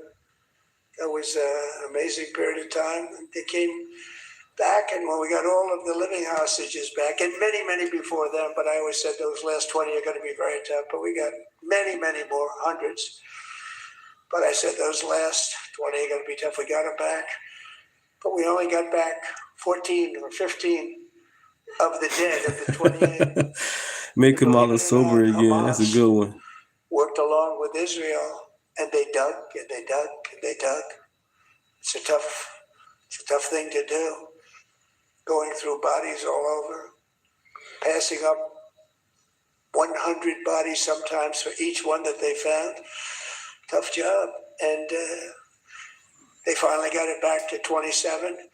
And then Steve and Jared, they got it back to 28. They found all 28. Nobody thought that was possible, but we did it. And I remember the family of the 28th. They were so grieved, but they were so happy as it's possible to be. They had their boy back. The mother said, "Sir, we have our boy back." What a period of time that was, but we got them all back. So thank you both very much. Thank you.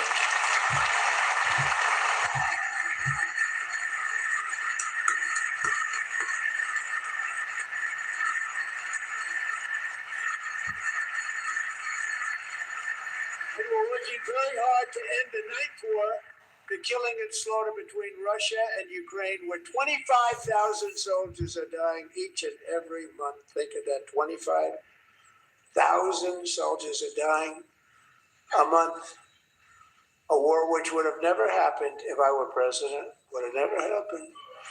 As president, I will make peace wherever I can, but I will never hesitate to confront threats to America wherever we must.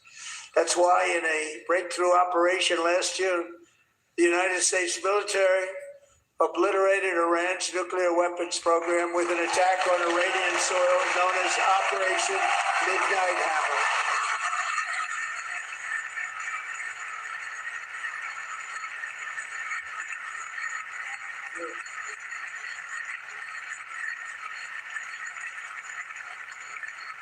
For decades, it had been the policy of the United States never to allow Iran to obtain a nuclear weapon. Many decades. Since they seized control of that proud nation 47 years ago, the regime and its murderous proxies have spread nothing but terrorism, death, and hate. They've killed and maimed thousands of American service members and hundreds of thousands and even millions of people with what's called roadside bombs. They were the kings of the roadside bomb. And we took out Soleimani. I did that during my first term. Had a huge impact. He was the father of the roadside bomb.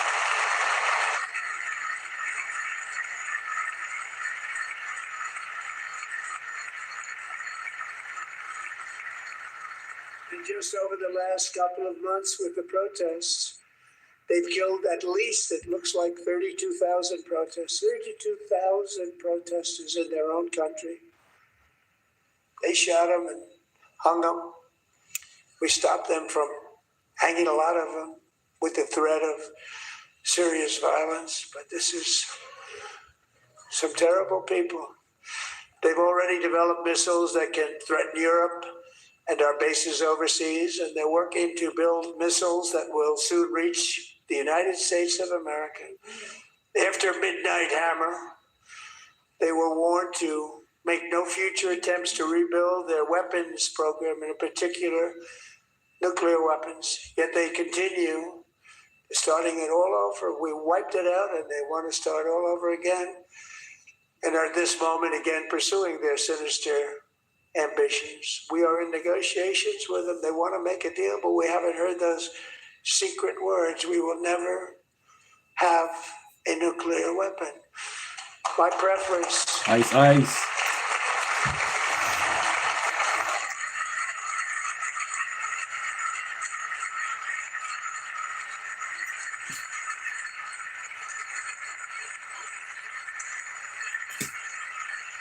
preference is to solve this problem through diplomacy.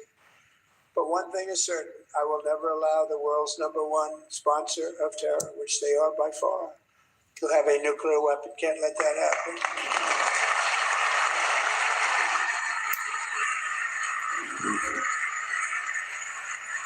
Subscribe.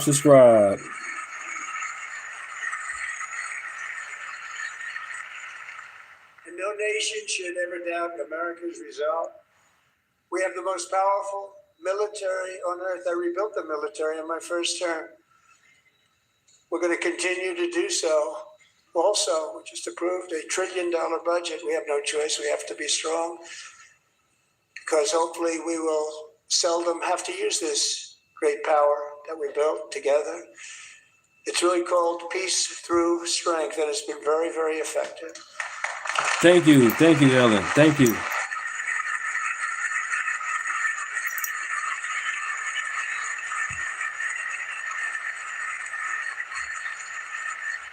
So thanks to Republican in Congress, we're investing that record number of Thank you. dollars, have no choice, in the United States Armed Forces.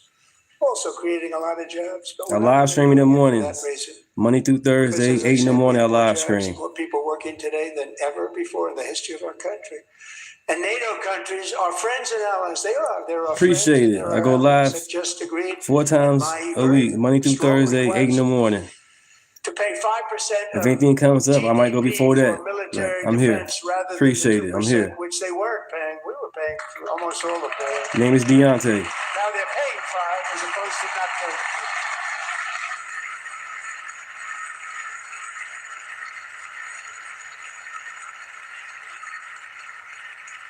And getting that 5% was something which everyone said would never be done, could not happen. We got it really easily with one meeting. And big difference between 2% that's not paid. We were paying, afraid of many of them, very few were paid up. Now 5% then they're paid. And everything we send over to Ukraine is sent through NATO and they pay us in full. They pay us totally in full. Every branch of our armed forces is setting records for recruitment. This is so exciting. And every service member recently.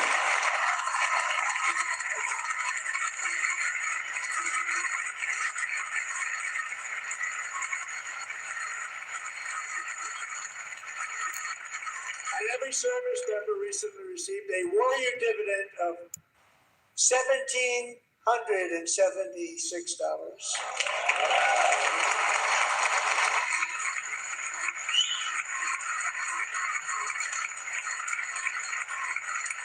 You know, they cleared at my desk. We got the money from tariffs and other things. A lot of money we have. We have much more money than people understand. Have to rebuild that program a little bit, but it won't take long. But we got the money, and it was $1,775, and they wanted my approval. And I said, "What's the number?" $1,775. I said, "Wait a minute. For one more dollar, we can have $1,776. Don't do it." I said, "We're going to figure that." I never asked anybody if we could afford it. One more dollar. I said $1,776. And I said, "That's good." And I'll tell you what, our military, that was 4 months ago, our military, I never see a person in the military that doesn't thank me for it. So we're honored to do it. They deserve it. And we call it 1776. It was great. And we love our military. We love our law enforcement. We love our firemen. You know, the firemen don't get mentioned enough. We love our firemen. We're also...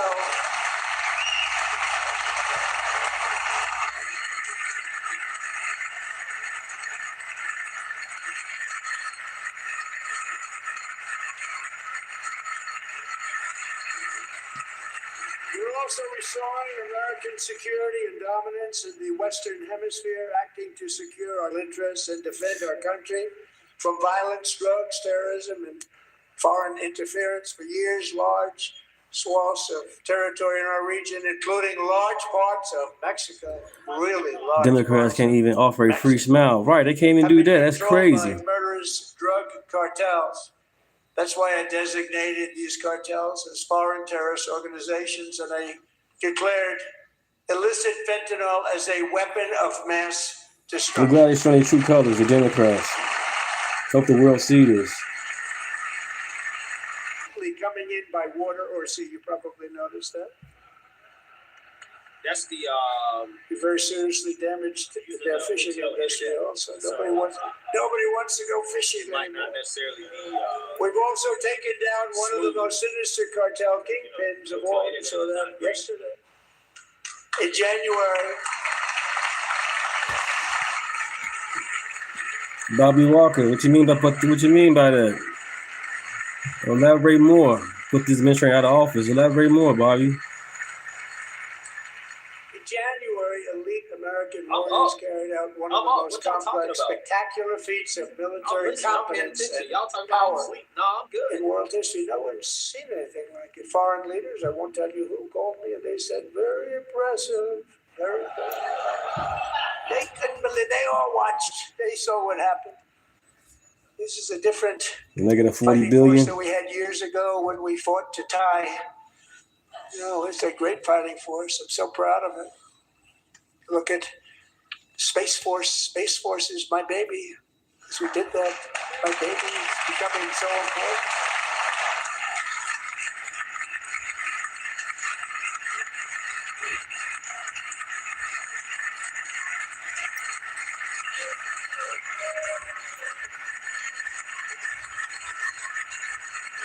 Thank you, Mike. Appreciate that. And America's armed Like and forces subscribe, everybody. Like and subscribe. all defenses have utterly defeated Should be working. enemy. Thank you, guys. Let's grow together. Common Sense Channel. Outlaw dictator Let's do it. Nicolas Maduro and bring him to face American justice.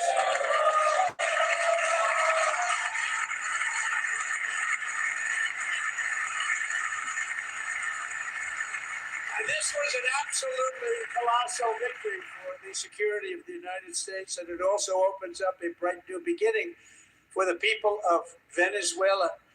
We're working closely with the new president of Venezuela, Delcy Rodriguez, to unleash extraordinary economic gains for both of our countries and to bring new hope to those who Bro, have suffered so there's terribly. a think. They really did suffer. Oh. With us tonight is Alejandro Gonzalez. She grew up in a tight-knit Venezuelan family and was especially close to her beloved uncle Enrique. But after Enrique ran for office and opposed Maduro, he was kidnapped by Maduro's security forces and thrown into the regime's really infamous prison in Caracas. Alejandro feared she would never see her uncle again. She feared for her own life also. But since the raid, we have worked with the new leadership, and they have ordered the closure of that vile prison and released hundreds of political prisoners already, with more to come. Alejandro, I'm pleased to inform you that not only has your uncle been released, but he is here tonight. We brought him over to celebrate his freedom with you in person. Enrique, please come down.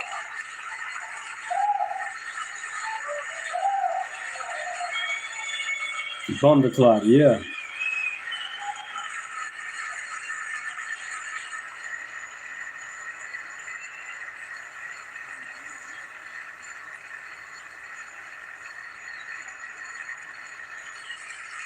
Wow.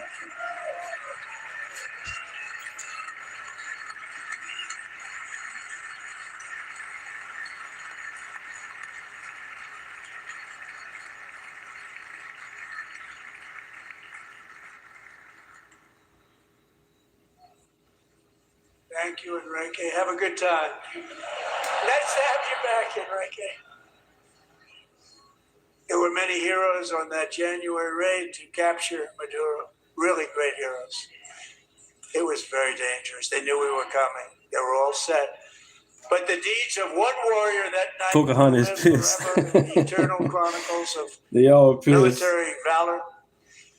Chief Warrant Officer 5, Eric Slover, planned the mission and was the flight lead in the cockpit of the first helicopter.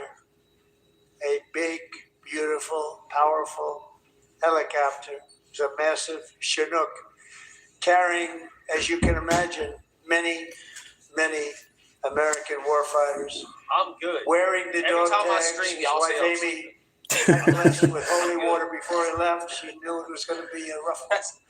Eric steered the Chinook under the cover Y'all of like night wake up. and descended swiftly upon Maduro's heavily protected military fortress. This was a major military installation, protected by thousands of soldiers and guarded by Russian and Chinese military technology. How did that work out? Not too good. While preparing to land, enemy machine guns fired from every angle, and Eric was hit very badly in the leg and hip, one bullet after another. He absorbed 4 agonizing shots, shredding his leg into numerous pieces. And yet, despite the fact that the use of his legs was vital to successful helicopter flight, legs are the most important part of flying a helicopter. To deliver the many commandos who would capture and detain Maduro was the only thing Eric was thinking about. Then, even as he was gushing blood, which was flowing back down the aisle, helicopter lands at a steep angle.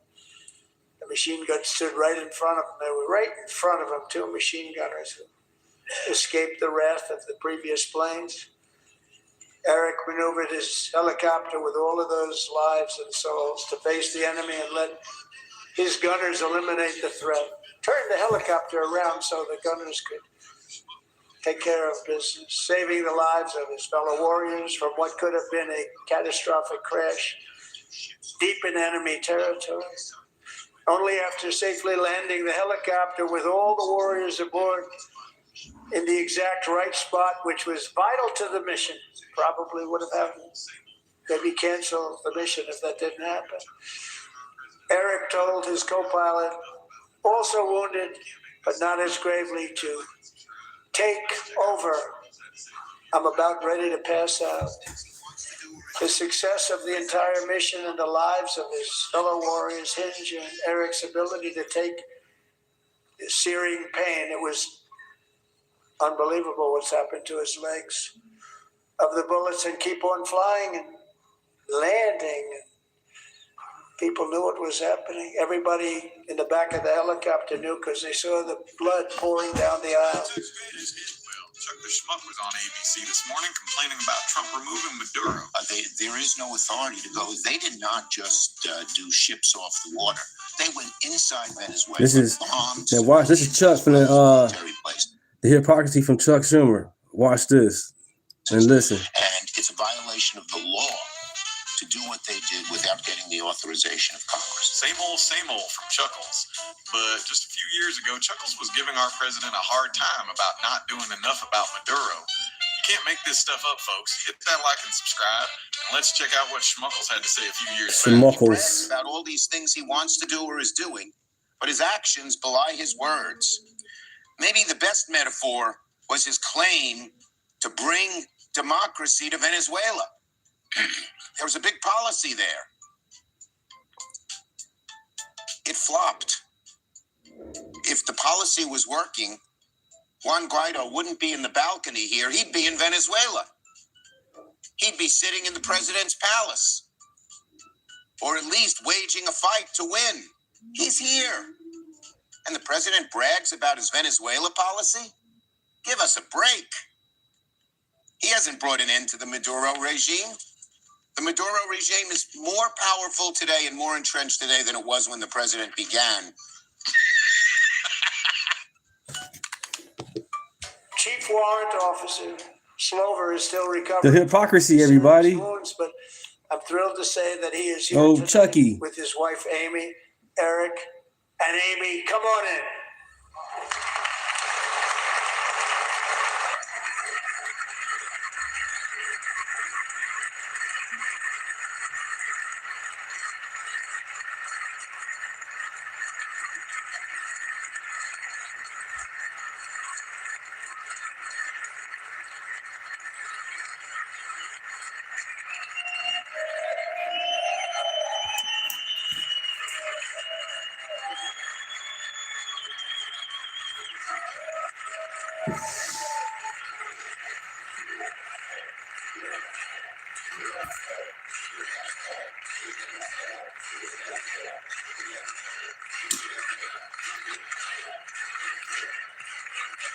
I don't smoke weed. Right, look at the Democratic Party. Not even chanting USA. have a surprise. Sound sober. Eric and Amy. In recognition of Eric's actions above and beyond the call of duty, I would now like to ask General Jonathan Braga to present Chief Warrant Officer Slover with our nation's highest military award, the Congressional Thank you, Medal guys. Thank of you. Honor. Thank you. Thank you.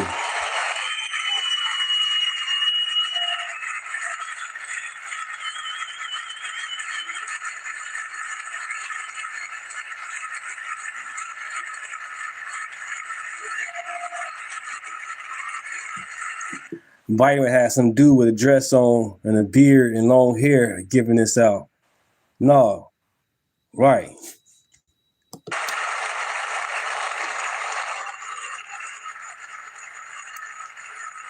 A man. Clean and shaven. I got people texting me talking about how y'all roasted me in the chat. That's how bad y'all roasted me right there. People texting me saying, "You getting roasted in the chat right now."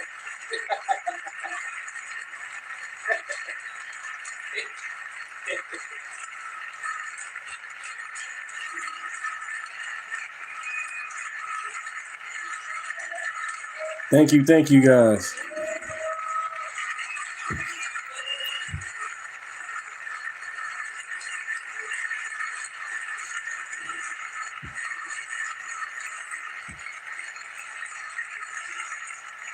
All right. 1, 2, 3, 4. Thank you, guys. Thank you. That's an amazing number to have. 1, 2, 3, 4. Thank you. Met with them and with a lot of their fellow warriors at Fort Bragg recently. You notice the name Fort Bragg. We have it back. We brought it back. We won the First World War with it, the Second World War with it, and then they decided to change the name. So we changed it back. Everybody wanted to change back too. And 10 of Eric's fellow warriors from that incredible night of victory will also be receiving medals at a private ceremony that will soon be held at the White House. And Eric will do that.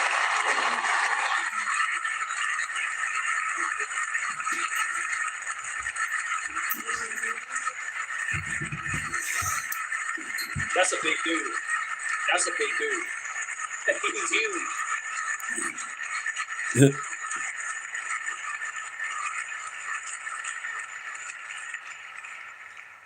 Thank you, Eric. That's a big one. Damn. Tonight we've celebrated many truly extraordinary American patriots, but there is one last living legend to honor before we go. He is one more heroic American aviator, Navy fighter pilot. Royce Williams served in World War II, Korea, Vietnam, flying more than 220 missions.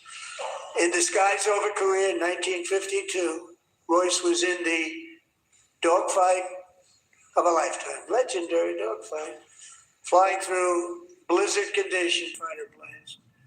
It was his first aerial combat of the war, and despite being massively outnumbered and outgunned, Royce led the takedown of 4 enemy jets and almost destroyed the others, vanquishing his adversaries while taking 263 bullets to his own plane and being seriously hurt.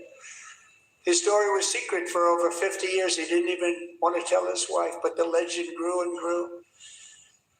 But tonight, at 100 years old, this brave Navy captain is finally getting the recognition he deserves.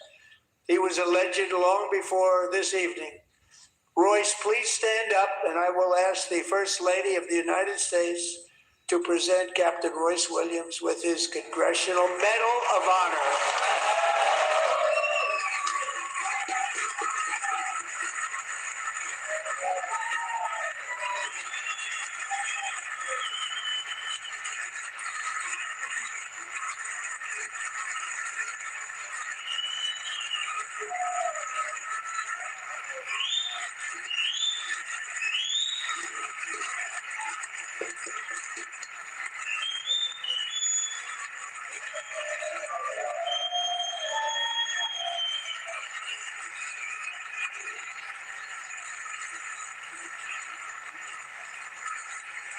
Yeah, I'm at the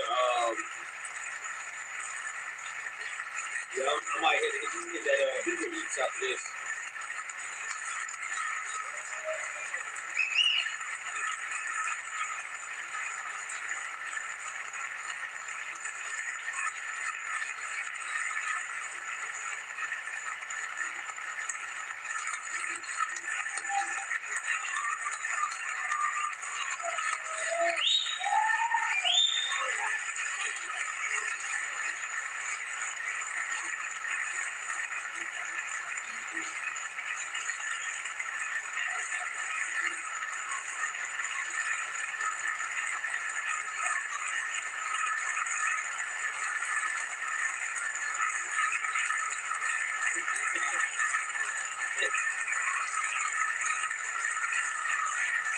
No, I'm not high. I'm not high, I promise you. I just need to, like, I haven't ate all day.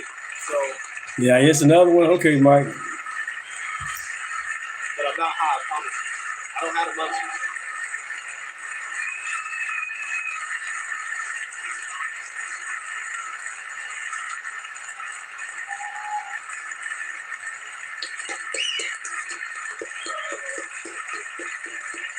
This dude has seen everything. He's seen that literally everything. Thank you, Eric. I've always wanted the Congressional Medal of Honor, but I was informed I'm not allowed to give it to myself, and I wouldn't know why I'd be taking it. But if they ever open up that law, I will be there with you someday. But you know, that's our highest honor, Congressional Medal of Honor, and that's a big thing. And it's an honor to be in the same room with you. Thank you both very much, Eric. Thank you.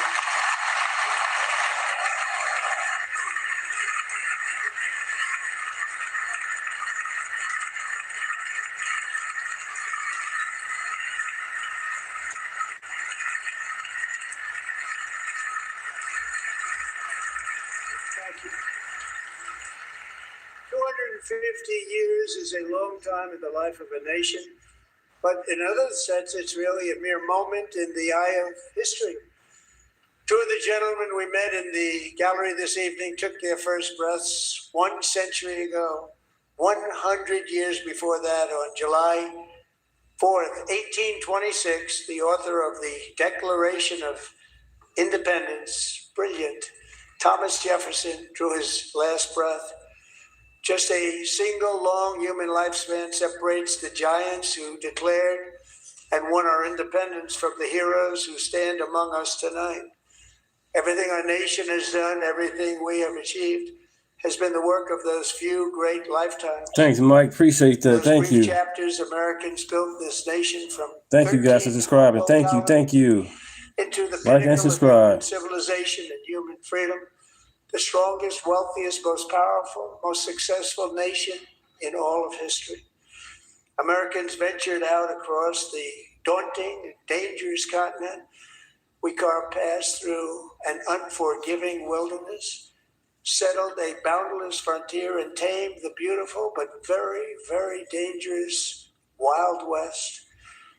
From empty marshes and wide open plains, we raised up the world's greatest cities.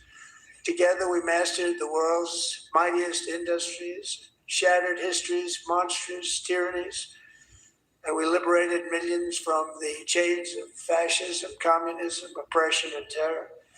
SC to my right and SC. Humanity into the skies on the wings of aluminum and steel.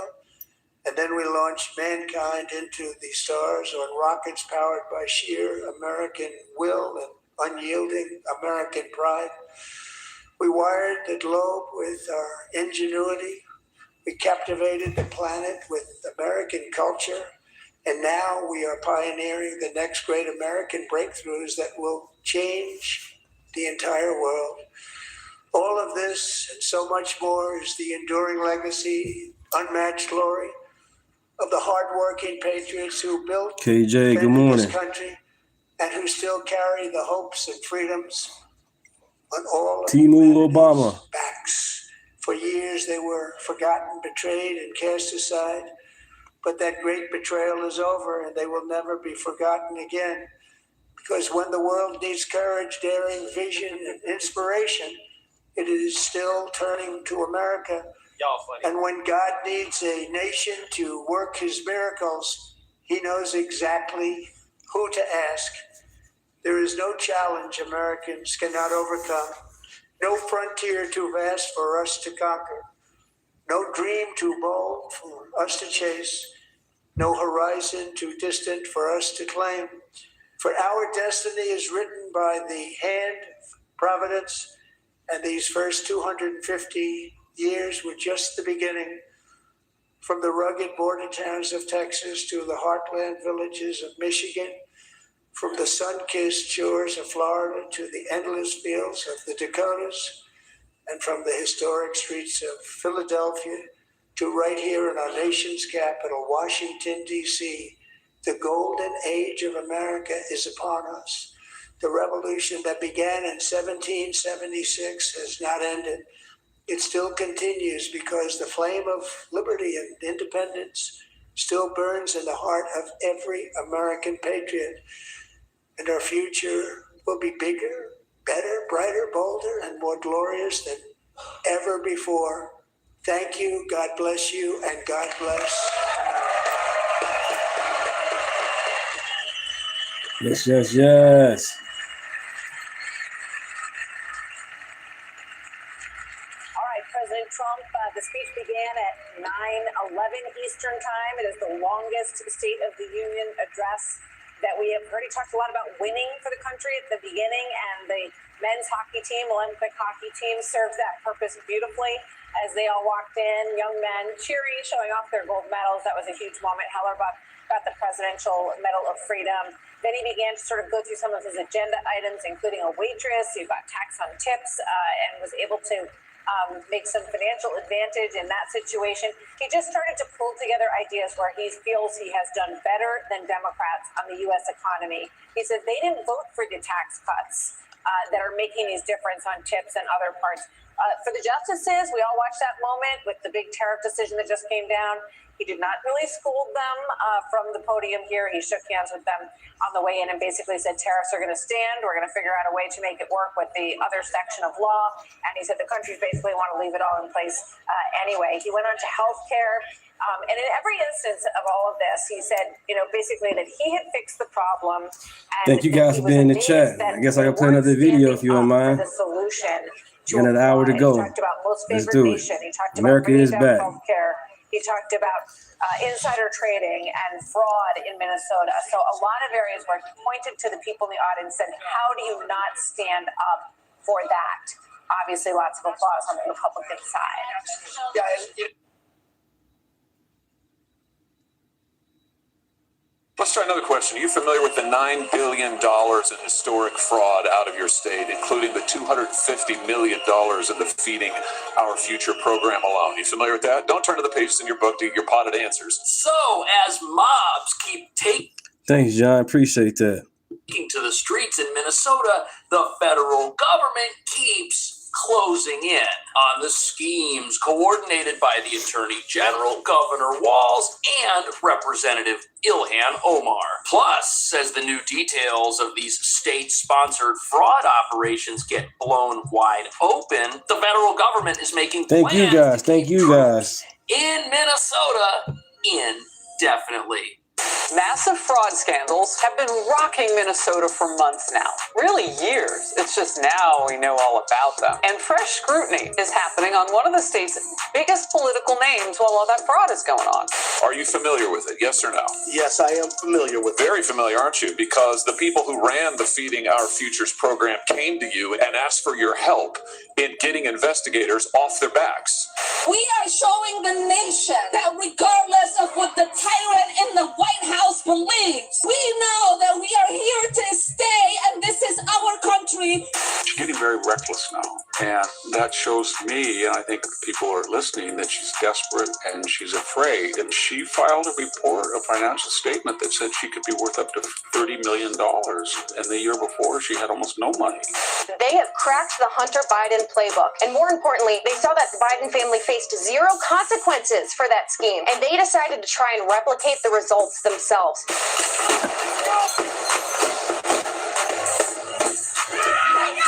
So Homeland Security's operation I'm gonna work on that with the doing the phone calls and all that. I got you. I'm gonna work on that.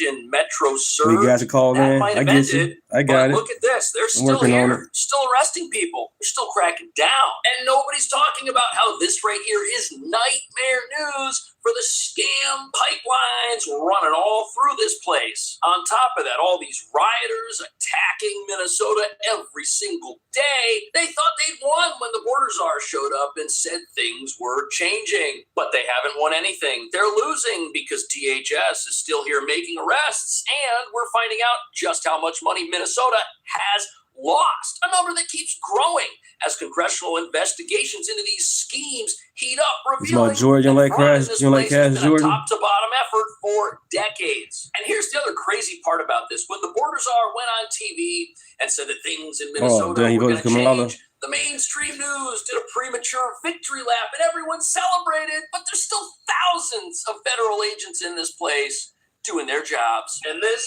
says the brainwashed rioters, totally confused, while they clamor at the governor's mansion day after day for answers, alleging there's some sort of cover-up going on, and there is, because Governor Walz doesn't want the mobs to understand that he's caved to the federal government. Thank you, just guys. to Thank you. his power. And that brings us to the real reason the mobs in this place are so upset. The schemes going on here are getting uncovered every single day. Some of their elected leaders are in serious hot water, could end up in jail, and Trump, in his presence, it hasn't gone anywhere because there's still work to do. There are still dangerous fugitives wandering the streets of this place who we were originally told wouldn't be found here at all by the very same people at the center of this fraud investigation who not only tell us all of this is purely political, but also tried telling us nobody walks the streets of Minnesota without a passport. That'd be awesome. I know. So many people in the chat. I get it. I'm on it. I'm working on it. Operating On the real. businesses which may have been fake this entire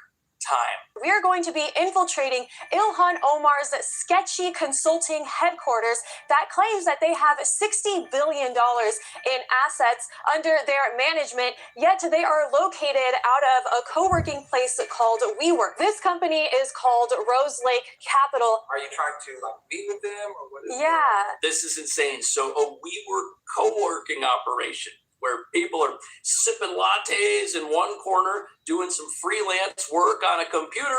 That's the same place where you have a $60 million consulting firm. Those guys are sitting right over here, except they're not. And it is co-owned by Ilhan Omar's husband, Timothy Minette. And similar to the winery, in 2023, it made up to $51,000, and it had a sudden and very suspicious increase in net worth up to $30 million in 2024. Alex? Good morning, Diane. Good morning. It took visiting this place to realize that Tim Minette Yeah, also vote them had out of a here. straight Vote the group Democrats out. registered at this WeWork place. And by the end of this video, you will find out how they made $3 million.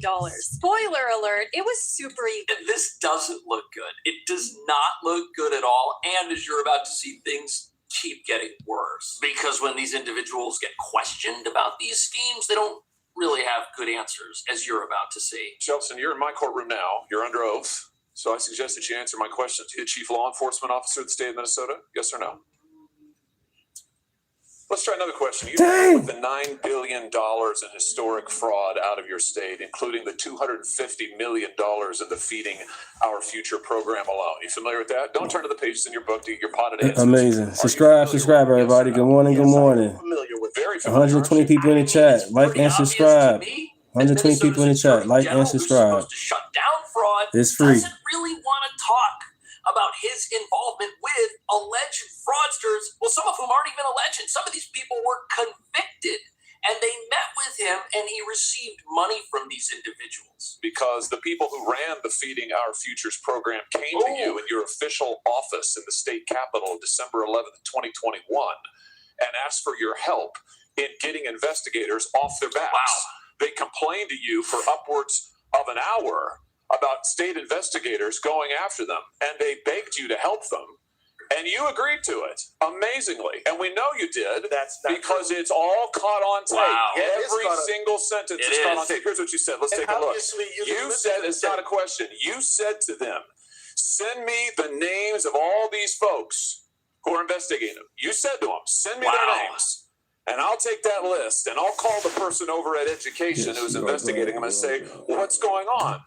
Wow. What's going on? That's the question that a lot of people have about this. And look, here we have a congressional investigation, which is not a political show like some other recent investigations. Here we've got actual evidence of wrongdoing. We've got paper trails of money received. Right, Heather Key. The Democrats did not stand up.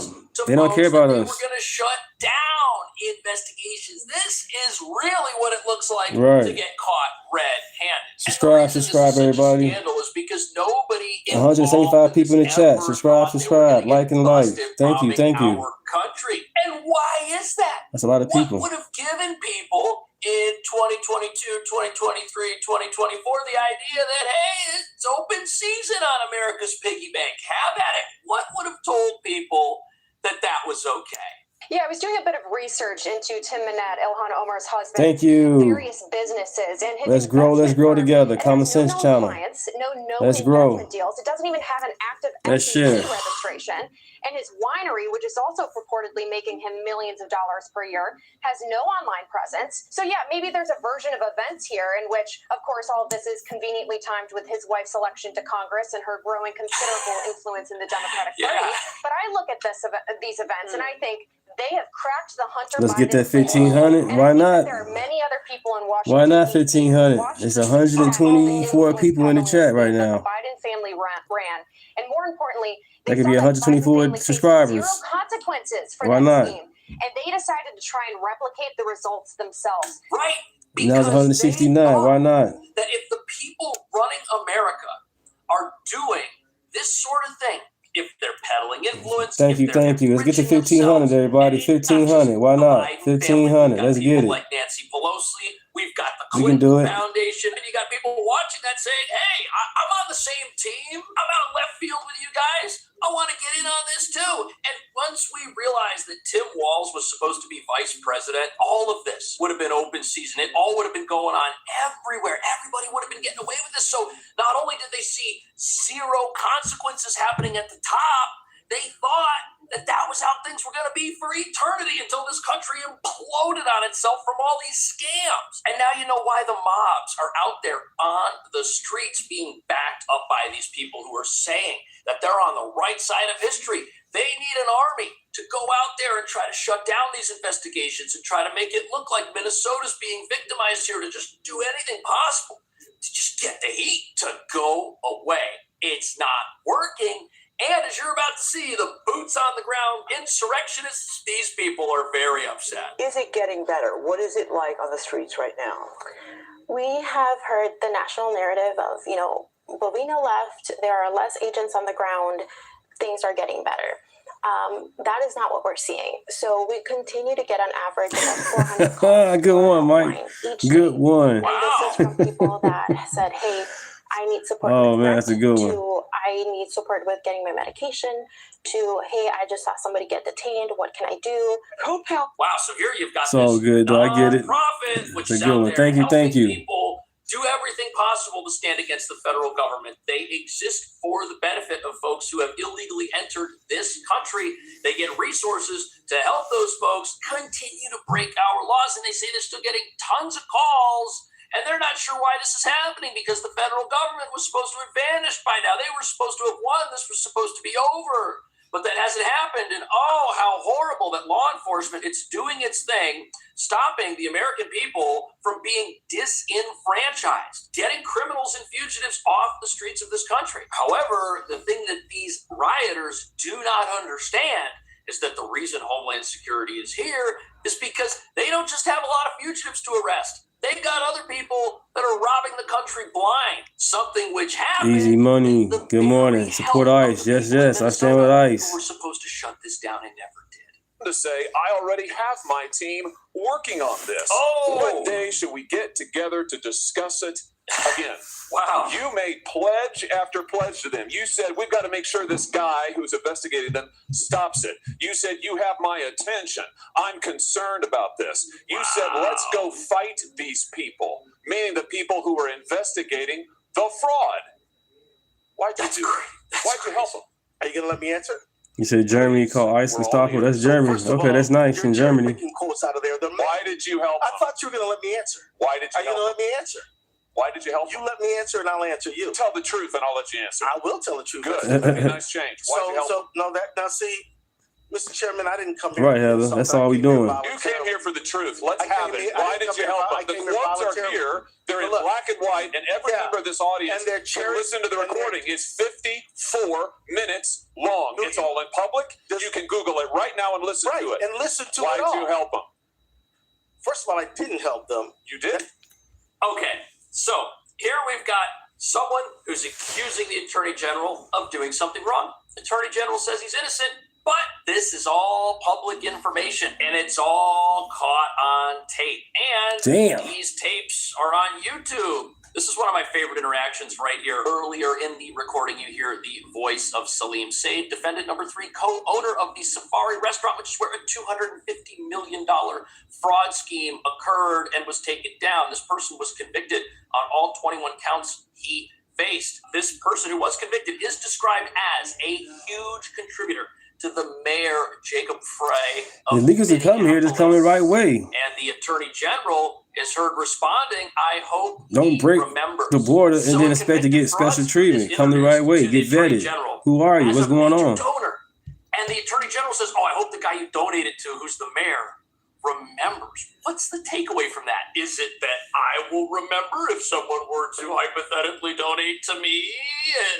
And the reason it's crazy is because Representative Omar... Y'all getting all these names from the media. And the leftists and the Democrat leftists. The leftists, was it the Gestapo, fascists?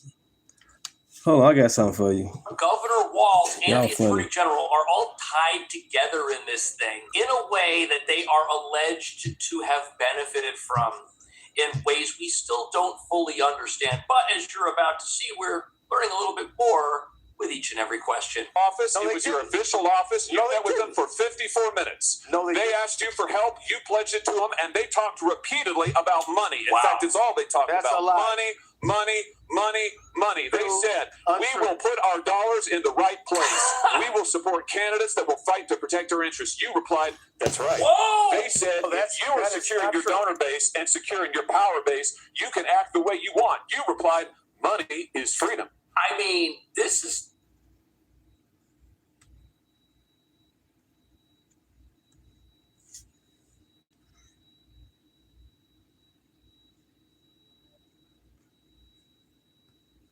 Pass any type of legislation to help black people. He would keep them in.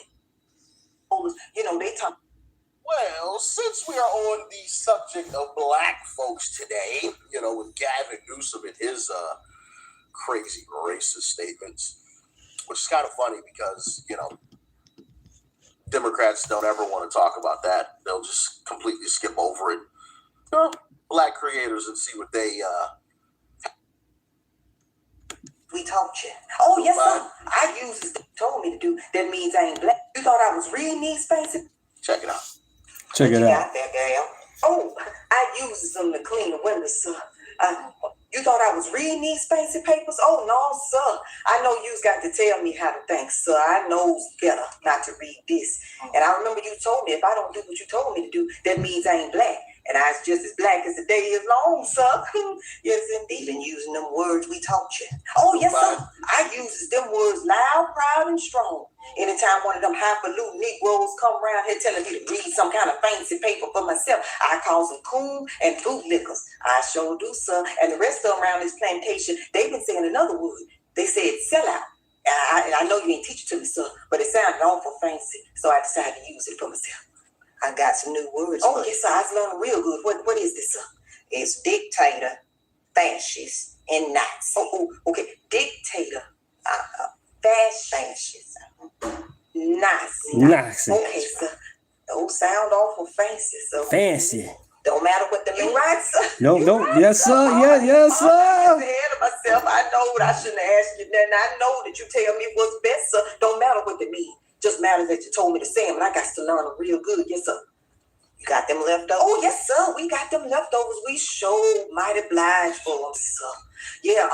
Overseer Crockett, Overseer Obama, and Overseer Waters told us. Yeah, I see what you're saying, Mike. Because we wouldn't be able to get by without your handouts and your programs, so we can't do it on our own. And they make sure they remind us of that. So yes, indeed, they do. We got some more leftovers coming. What on the fuss? Oh, thank you, sir. Oh, thank you, sir. Because they even told us, they talking about we got to get some identification, and we knows we can't do that on our own. We ain't not smart enough. We need that. That's right. That's right. I appreciate you for dropping by here, letting us know that you're still thinking about us. All right. All for good. All right, sir. Thank you for dropping by. Okay. Look away. Look away. Look away. Dixie. Oh man. That was spot on. Because let me tell y'all. And that's the Democrat Party over there. Something. As much as, Democrats try to call folks like myself bootlickers and Uncle T's and this and that, and we came for the white man, in reality, it's them. Rocket. Because when the Democrat Party says Rockets. jump, they ask how high. Hello, when the hello, Democrat Rockets. Party says, hey, call this man a fascist, call this man this, they repeat it. Right? When the Democrat Party says be outraged for Renee Good and Alex Pretty, be outraged. Really potent. They're outraged. They're outraged. You see it, you hear it. Screaming and yelling. Where's the lie? But when a 19-year-old young black lady, right, is brutally murdered by an illegal, Crickets. the Democrat Party says, you better not say nothing about that. And guess what they do? Stay silent. Not a single word. They care about petty, pretty, and good. I didn't see not one protest. Not one. Not a one. For the black young lady. Not a single one. I did see them for Alex Pretty, though. I did see people protesting for Renee Good, though. Right, name and pretty. Pretty, they dad pretty Kind of good. interesting how that works, ain't it? Just saying. Should have stayed at home. Just saying. Man, oh Right, the man. Confederate flag is flown by black and white people. It's some black people in the South that love the Confederate flag. On the real, I seen them. I seen them on YouTube, seen them down there. They love that flag. On point. 100%. Let's hop on to the next clip. The white men don't have to do anything to suppress black people, sweetheart. Black people are doing it all by themselves. They love to try to blame the white man for everything. Let me just tell you, the white man ain't forcing you to go to the liquor store every weekend. The white man not forcing you to go to the club Put every the blunt, weekend. The white man put not the forcing drink you to down. drink weed. He's not forcing you to pop Percocets. He's not forcing you to have all these illegitimate bastard kids. The white man is not forcing you to do none of it. You are willingly participating in this mess of a life. So don't sit in my face and try to tell me what the white man is doing to you. They did it to them. We the product of what they did to them. Now it's up to us to change the way we think, change the way that we eat, change the way that we Right, fuck do that things, rainbow change the way that flag. we Right, Confederate flag over rainbow any day. Change. But no, y'all don't want to hear that. Y'all don't want to hear that. Y'all want to hear some shit that's toxic. That's what y'all want to hear. Damn. No, that's some point. Pennsylvania, damn. That's some point. And I've said this time and time again. The people that I personally know, right, that have died in gun violence, not a single one of them have been killed by a white man. Every single one of them have been killed by somebody that looked exactly like them. And yet you'll see, the AOCs, the Barack Obamas, right, the Maxine Waters, all of these different folks. White man evil, white man evil. But they married to a white man. Meanwhile, AOC is married to a white man. People like Ilhan Omar is married to a white man. Kamala Harris is married to a white man. Don Lemon married to a white man. Man, Don Lemon is married to a white man. Like all of these individuals, minus Barack Obama. You said, where did the girl go? That was it. I ain't gonna get on that one. They're all in relationships with white men. Kind of interesting how that works. Kind of interesting. Just enough. Right, and Trump got a foreign wife. J.D. Vance got a foreign wife.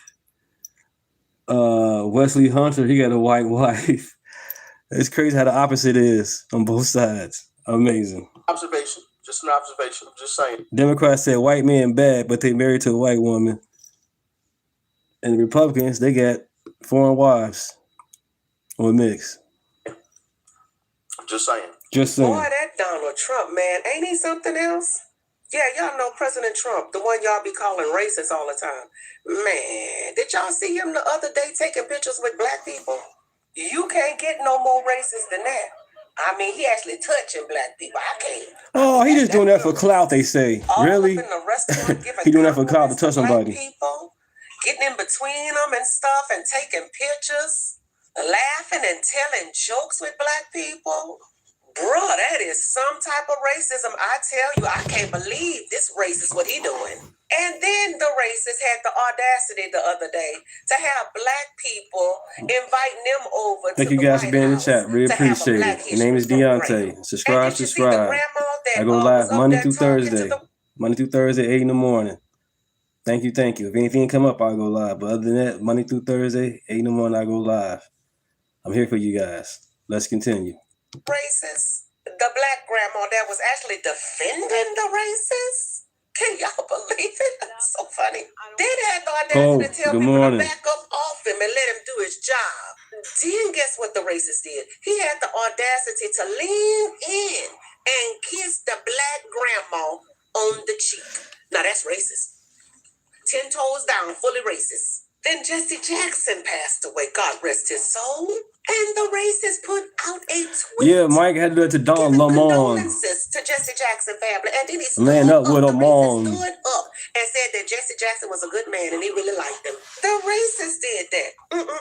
Child, if that's racism, David Duke owed us an apology. Because Donald Trump is doing the true racism, baby. Loving on black people the way he doing. Let me tell y'all something. A true racist wouldn't even want to touch a black person's hand. A true racist wouldn't pass any type of legislation to help black people. He would keep them in chains. A true racist would say stuff like, you ain't black if you don't vote Democrat. You know, keeping you on the plantation and such. Catch it. That's my president. The racist. That's my president. Nah, that's facts. That's facts. Yeah. They don't ever want to talk about how racist their own party is, right? I've shown you guys the Kathy Hochul one. I'm sure you guys remember that, where Kathy Hochul basically said that black kids are too stupid to know how to use a computer. They had nothing to say, but, you let Trump say those exact same words, and it's World War III in this country. I mean, this whole country is set ablaze. You let Trump say that. Yeah. I mean, they went crazy over the Michelle Obama, Barack Thank you, Obama, guys. Thank you. AI video, where you could clearly see that it scrolled up. It was an automatic play. After that first video finished, it scrolled up to the next one. And I played it for y'all in slow-mo, so you can clearly see that the next video comes up. You can clearly see it. It's clear as day. Oh my goodness, Trump's racist. I literally got into a conversation with somebody about that. Yeah, he had a black girlfriend too. He was cool with Jesse Jackson, supported Jesse, Tyson, everybody. He didn't want to apologize. He wasn't going to apologize. Yeah, and I wouldn't apologize to y'all either.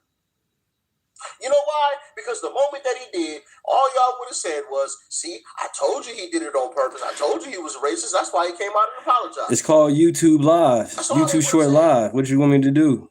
Either that or, man, that apology don't mean nothing. He just had to say that. I'm glad you're in the chat. So he's damned if he do, he's damned if he don't. Y'all ain't gonna do, y'all ain't gonna like him either way, so what's the point of apologizing? And then, of course, you know, I brought up the whole Joe Biden, and then all of a sudden, I don't know about that. I'm right here watching it with you guys. This particular individual, the last one, said, well, I don't like Joe Biden anyway. And that's always their counter. Either I didn't know or I don't like Joe Biden. Oh, did you vote for Kamala? I know, Texas. Thank you. Yep. Thank you. She stood next to that racist. How about that? Oh, well. Man, these folks, boy, I tell you, man. I tell you.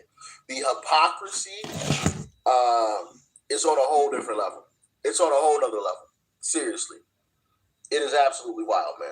Absolutely wild. But as always, I'm headed there. I got a couple more clips, but I ain't gonna hold y'all on. All right? Stay safe out there. Peace and love. I'm out.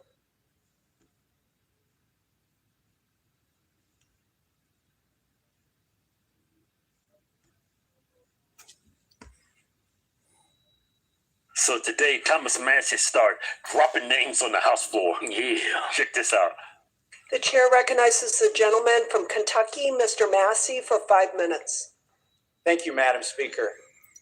Congress created the Department Everything's of a Justice. money. You're right. Everything's a money Congress thing. You're right. funds the Department of Justice, and Congress is responsible for the oversight of the Department. But tell that to Tyson. Tyson feels totally different about what you're saying. 35-7, 70, 35-70. Tyson feels different about what you're saying. So I'm not a dummy. When will we see Tell that justice? to Tyson in his I'll face. tell you what I've not seen. I've not seen any arrests from the revelations in the Epstein files. Over 3 million documents describing horrible things, describing unspeakable things. So much of it redacted. Over 24 people have resigned, CEOs, members of government worldwide. But I haven't seen any arrests or investigations here in the United States from this Department of Justice. Prince Andrew, Duke of York, who has since been stripped of his royalty, his royal titles due to his affiliation with Jeffrey Epstein, has been arrested. Peter Mandelson, who previously served as UK's ambassador to the United States, resigned in disgrace from United Kingdom's House of Lords and the Labour Party, and he's been arrested. Former Prime Minister of Norway, Torbjorn Jagland. It's funny how there's people I put out my chat, they come back with different names. They so desperate to be in the chat. You can stay in the chat as long as you want, but all this name calling people stupid and dumb, that's a waste of time. Not on this channel. Let's have some fun. Has been charged. But we don't see any charges, arrests, or investigations in the United States. What do we see? We see our FBI director celebrating in the locker room at the Olympics overseas. It's fine to be proud of this country, but we should be proud of this country because we have a system of justice that works. And yet we do not. Who are the men that should be investigated? I'll name them right here. Leon Black. You don't even have to see past the redactions to see that this man needs to be investigated. Jess Staley, accused of terrible things. It's right there in the files. Why is he not being investigated? And Leslie Wexner, why did the FBI list him as a co-conspirator in their own documents in a child sex trafficking case, and then tell him, according to him, that they had no questions for him? That's crazy. Co-conspirator. Ghislaine Maxwell was a co-conspirator. Yeah, but she's in jail. I guess they investigate. Oh, yeah, he didn't know nothing. Shay, good morning. Well, the Epstein Files Transparency Act requires the DOJ and the FBI to disclose to us their internal memos and emails about how they made those decisions, whether to prosecute or not prosecute. William, what's up? Yet they have not delivered those memos. And we still don't have the memos and documents and emails from 2008 to explain why Jeffrey Epstein was given such a light sentence in what would have been an open and shut case of child sex trafficking, which allowed him to go back and recommit these terrible crimes, create hundreds of more victims.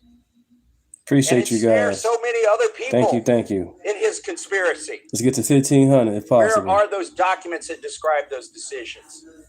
We need justice. We want the Department of Justice to get to work, and that's what they need to do now. Thank you. That's all I'm doing.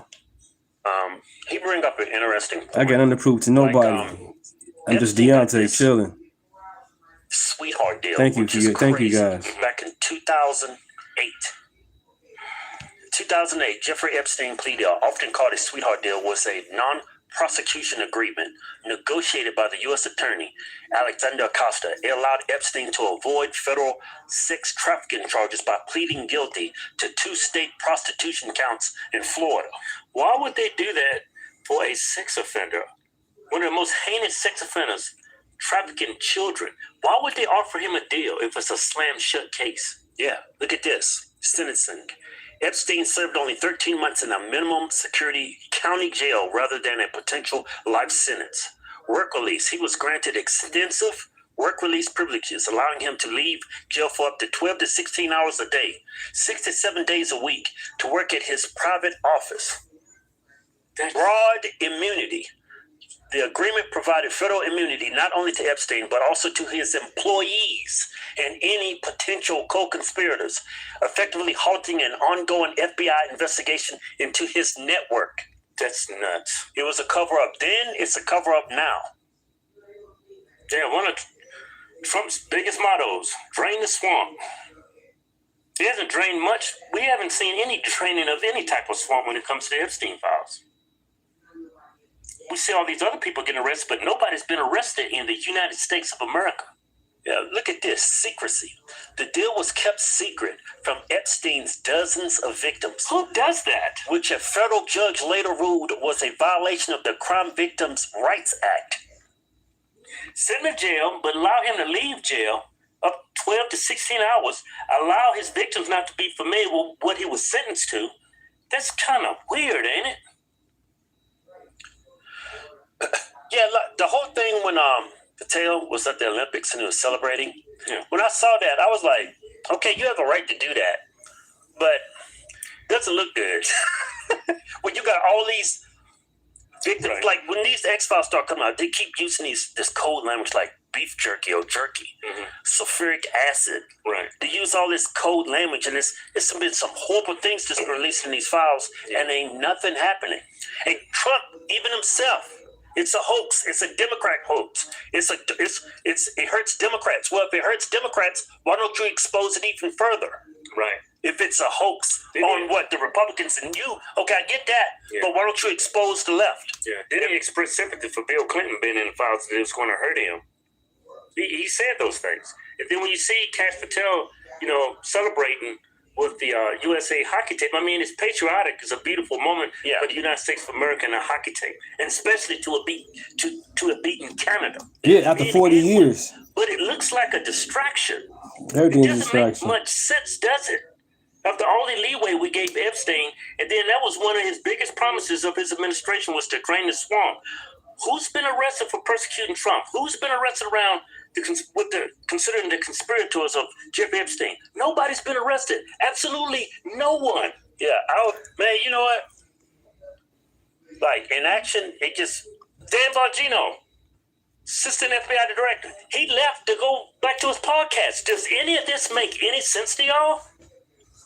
Yeah, it's just like the inaction. It makes me think conspiratorially. Like, is this guy even dead? Good question. Yeah, he supposedly died in the custody, and the cameras turn off. I mean, all of this is like it's out of a movie. But no, it's real life. And it's happening right now under the Trump administration. Now, don't get me wrong, I support Trump. I'm going to watch his State of the Union. Think he's did some great things. But man, this Jeffrey Epstein thing keeps getting weirder and weirder. Yeah. And nobody's getting arrested. Even the people that persecuted Trump, nobody. It's weird. I think everybody's compromised to a certain extent. I think everybody's compromised. I'm not compromised. You ain't? He's silly. Nope. Well, at least we ain't in the Epstein files. Yeah. Well, that's not saying much. You gotta be a total creep pervert to be in those files. I've lived around and had friends that turn out to be creeps. Right. And once I find out, and I'll distance myself. And the thing is this, you find out quickly. It doesn't take you months or even weeks to figure out this dude's a freaking creep. It's like your second conversation with him, like 3 days. It's like, man, that guy's a creep. Never talking to him again. One more video after this, everybody. I'll be back tomorrow. This will be the last one for today.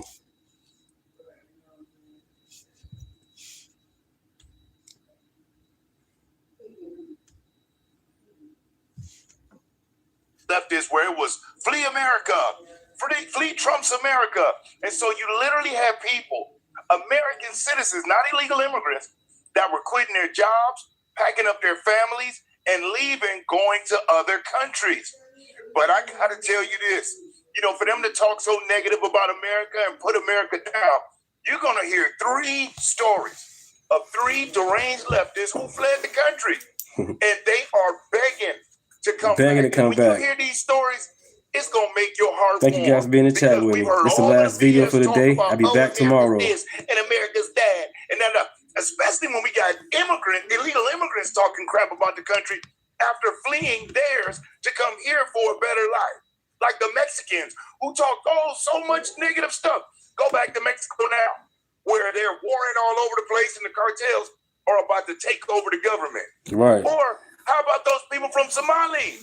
Oh, America's so bad. Thank you. Why don't you go back to Somalia? Oh, that's right. You would probably be beheaded because your father was the chief Butch Wallace, I played a 2-hour video. You missed it. In fact, one of the leaders of the freaking genocide that took place in Somalia. But these are the people who talk negative on America. So deranged leftist number 1, listen to this story and listen to her as she shares some situations that happened with her that she was just so shocked by. But I assure you, you will laugh. Check this first one out. I'm a scholar on the far right who has fled the United States to Canada and need help. The situation in Canada is absolutely dire. For Americans who don't know, the housing crisis here is worse than in the United States. I lived in LA for 6 years, and I have not faced rent as bad as here. When my partner, our cat, and our dog fled the United States, we headed north with the goal of being close to where our families are located, which is on the West Coast. So we are now in British Columbia. Like and subscribe, everybody. More specifically, we are. Thank you so much. Sea to Sky Highway in the Greater Vancouver area. We are attempting to find housing in this the western side of this region. My partner and I are here on a visitor visa, which is a 6 months possible stay for America. So wait a second. I apologize for stopping this, but you mean to tell me that Canada has right? They all moved back. They all moved back. One of the main things that made this, because she's got other videos. One of the main things that made this deranged leftist flee America because of the immigration and Trump was so bad. But Canada's given her only 6 months, and it's on a temporary visa. But while you're here on a visitor visa, you can't work. So we are currently surviving off of what savings we could get together before we fled the United States. Amazing. And that's not terribly much. And in Canada, I think thank you guys. The cost of living crisis is worse here, especially when you are shut out of the healthcare system, when you can't access any of the resources that Canadians have access to. And that's understandable. You know, I'm not a citizen of the country, but it is making the financial situation dire because we can't work. Because there are 2 adults, a cat and a dog, we are looking for more than a room, but a 1-bedroom, 2-bedroom for free or below market rates. And I know that's a huge ask, but that's what we need. Canadians have been asking where I'm located and what I need because y'all are such lovely human beings. This is the ask. Right. Not a vacation. If you could help me by interacting, reposting this video, I would very much appreciate it to get this out there. As horrified as I am to be revealing my location, because I'm trying to find a way to get us housing. So if you are on Vancouver Island, if you are in the Vancouver or Surrey area with a 1-bedroom, 2-bedroom, let us know. We can pay rent, but it would probably have to be below market rate. Damn. Please let me know if that's possible. You can leave a comment and I'll get in touch with you, or DM me. I will be checking my messages regularly. I will be paying very close attention to this post. If we can't find housing, we're going to have to leave, and I don't know where we'll go. So I hope that this works. Thank you. Now, if you're enjoying this video, do me a solid, hit that thumbs up, because I'll never ask you for a cash app or a super chat or even a donation. You hitting that like button, it really helps get the video out. And if you aren't subscribed to the channel, please subscribe. And whether you're subscribing or subscribed already, make sure you hit the notification bell and select all. That way YouTube will make sure subscribe when I upload videos. Subscribe. So, as you heard, this deranged leftist who decided to flee America, flee Trump's America, got to Canada, only got a visitor's visa, can't work, not a part of the system to get housing like in America, where we gave millions. This is just one person. We gave millions of illegal immigrant stuff, and her money's running out, and now she's begging for help. That's story number one. That'll make you feel good, don't it? We happy over here. If this was any other situation, It's a happy channel. I wouldn't want somebody to live like that. But this person was idiotic enough to flee the country because she got sold, especially living in LA. She got sold the hype of, oh my God, America is gonna crumble. It's insane. She deserves everything that she gets. Now let's check out FAFO number 2, who took her children, sold everything, and decided to flee. Check this one out. I just don't know what to do. The closer school was our second choice. I don't care. They left. They can stay where they at. Class size, double. I don't care. Big, and I had less availability for my toddler, so she That's would on go them. like They left. half as often. Not even play victim. So, while yes, that costs less, never then left. it also means I can work less. And I'm here on the DAF visa trying to start my own business, so I need to work and try and generate some income for my family because we just made this giant move and we're living on one income. And we're just having a hard time this morning, just kind of like questioning everything. And maybe this is normal in the first few weeks of moving. I don't know. But just a hard morning. Another example of what Trump derangement will get you. Now, this story was truly a rock and sock 'em. She decided to move to a third world country and somehow thought it was going to work out. But let's check out this FAFO candidate. Check this out and leave a comment. I would love to know, how do you feel looking at these people as they, Felicia. they stress and they're freaking out? How do you feel? Do you feel sad? Do you feel happy as I do about it? Again, the human side of me, the Most High God that's in me says, oh man. But the American patriot in me says, screw that crap. Nobody forced you to do it. You did it. On the heels of all of the stuff that's taking place in the country right now, seniors, it's extremely important that you make sure you've got the best Medicare plan available because based off of fear and lack mentality. I regret moving to Costa Rica. It's a beautiful country. I love the nature and wildlife, but moving to a third world country where I don't know the language, I don't have any connections, resources, or opportunities, that didn't make my life any easier by any means. I was just so scared of what's going on in America politically that I was in fight or flight. I was like, how am I going to afford to survive? Like, how am I going to find a place to live? Like, I was freaking out. And then I came here and made my life so much harder. And now I'm trying to go back and I just like wish I didn't leave in the first place. And it's so weird to like want to move to America right now with everything that's going on. But I just left so many privileges and resources behind and I want them back. It sucks. But I kind of grew up in an interesting way. I was like the poorest person in the wealthiest rooms throughout most of my childhood. I was extremely wealthy till I was like age 6. I had this beautiful waterfront mansion with a private beach and pool. And then my parents got divorced and I ended up with a parent who didn't have money. So we were living out of like trailers and hotels and lower income housing, but I was still in these really wealthy situations. Like I was in private school and cotillions and dance lessons. And I always thought that I was so poor because I was the poorest person that I knew. And all of my friends had like millionaire and billionaire parents. Now that I've traveled, I've seen like real poverty. And I'm like, oh, I wasn't poor. But as a kid, I had these really luxurious vacations through my friends and family members where like my first introduction to Costa Rica, it was like when I was 17 years old. I came with my friend's family and we stayed at exclusive resorts. We were having lunch at the Four Seasons and like same with my Hawaii experiences. My family friends took me and we stayed at the Grand Wailea and the Hyatt, all these really fancy luxury resorts. And we would explore the areas too, but you know, living in Nonavale or Pahoa is very different than taking a vacation at the Grand Wailea or Four Seasons. So, you know, my travels and moves, I've really realized how privileged I've been. And There's a lot of things that like made me run away from LA and Orange County, and some traumatic experiences and terrible people. But I left a lot of resources and great people behind, and I need to be in those environments again. I really miss luxury environments. So again, as you heard, another person to win the award of Deranged Leftist of the Year so far. Now, this one is really going to make you laugh. Wait till you hear where he wants to go back to his home country. Check this one out. Made up my mind.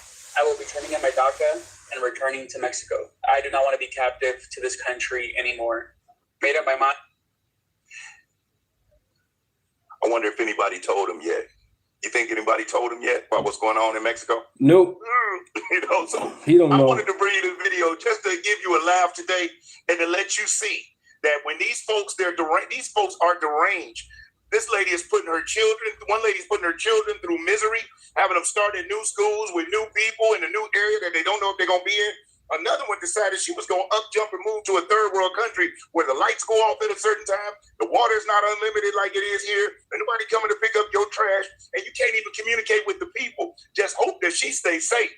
And the first lady we watched, well, that spoke for itself. She was a PhD. It was from LA, and her and her partner and the cat and the dog decided that they were going to flee to Canada. They said Canada has immigration laws, just like America, that these same deranged leftists thought are so draconian and they're so evil till they get someplace else and realize, damn, America really is the best of the best. And that's what they always better remember. America is the best. And we'll always be that, no matter what these deranged leftists try to make it out to be. They wanted to be like some Mad Max movie and insane all over the place. It's not. The only insanity we got going on is deranged leftist insanity due to the propaganda of the lamestream media. But I wanted to bring y'all some truth about what's happening with these deranged leftists when they're fleeing America. So do me a solid, leave a comment, and let's share this video. Let's share it to let other people know and see just how these deranged leftists are suffering that fled the country. Let's see. Hold on. If you stayed and watched this, I want to say thank you from the top and bottom of my heart. I appreciate you, Patriot. If you haven't already, hit that like button. And if you are subscribed already, subscribe. And what do you think about this? My mother-in-law got me this shirt that I'm the greatest son-in-law in the world. So, I wanted to wear it to represent today. But one thing I want you to do is make sure that you stay safe and that you be great. I'm Brian Maxwell saying I look forward to seeing you at the top. And I'm proud to be an American.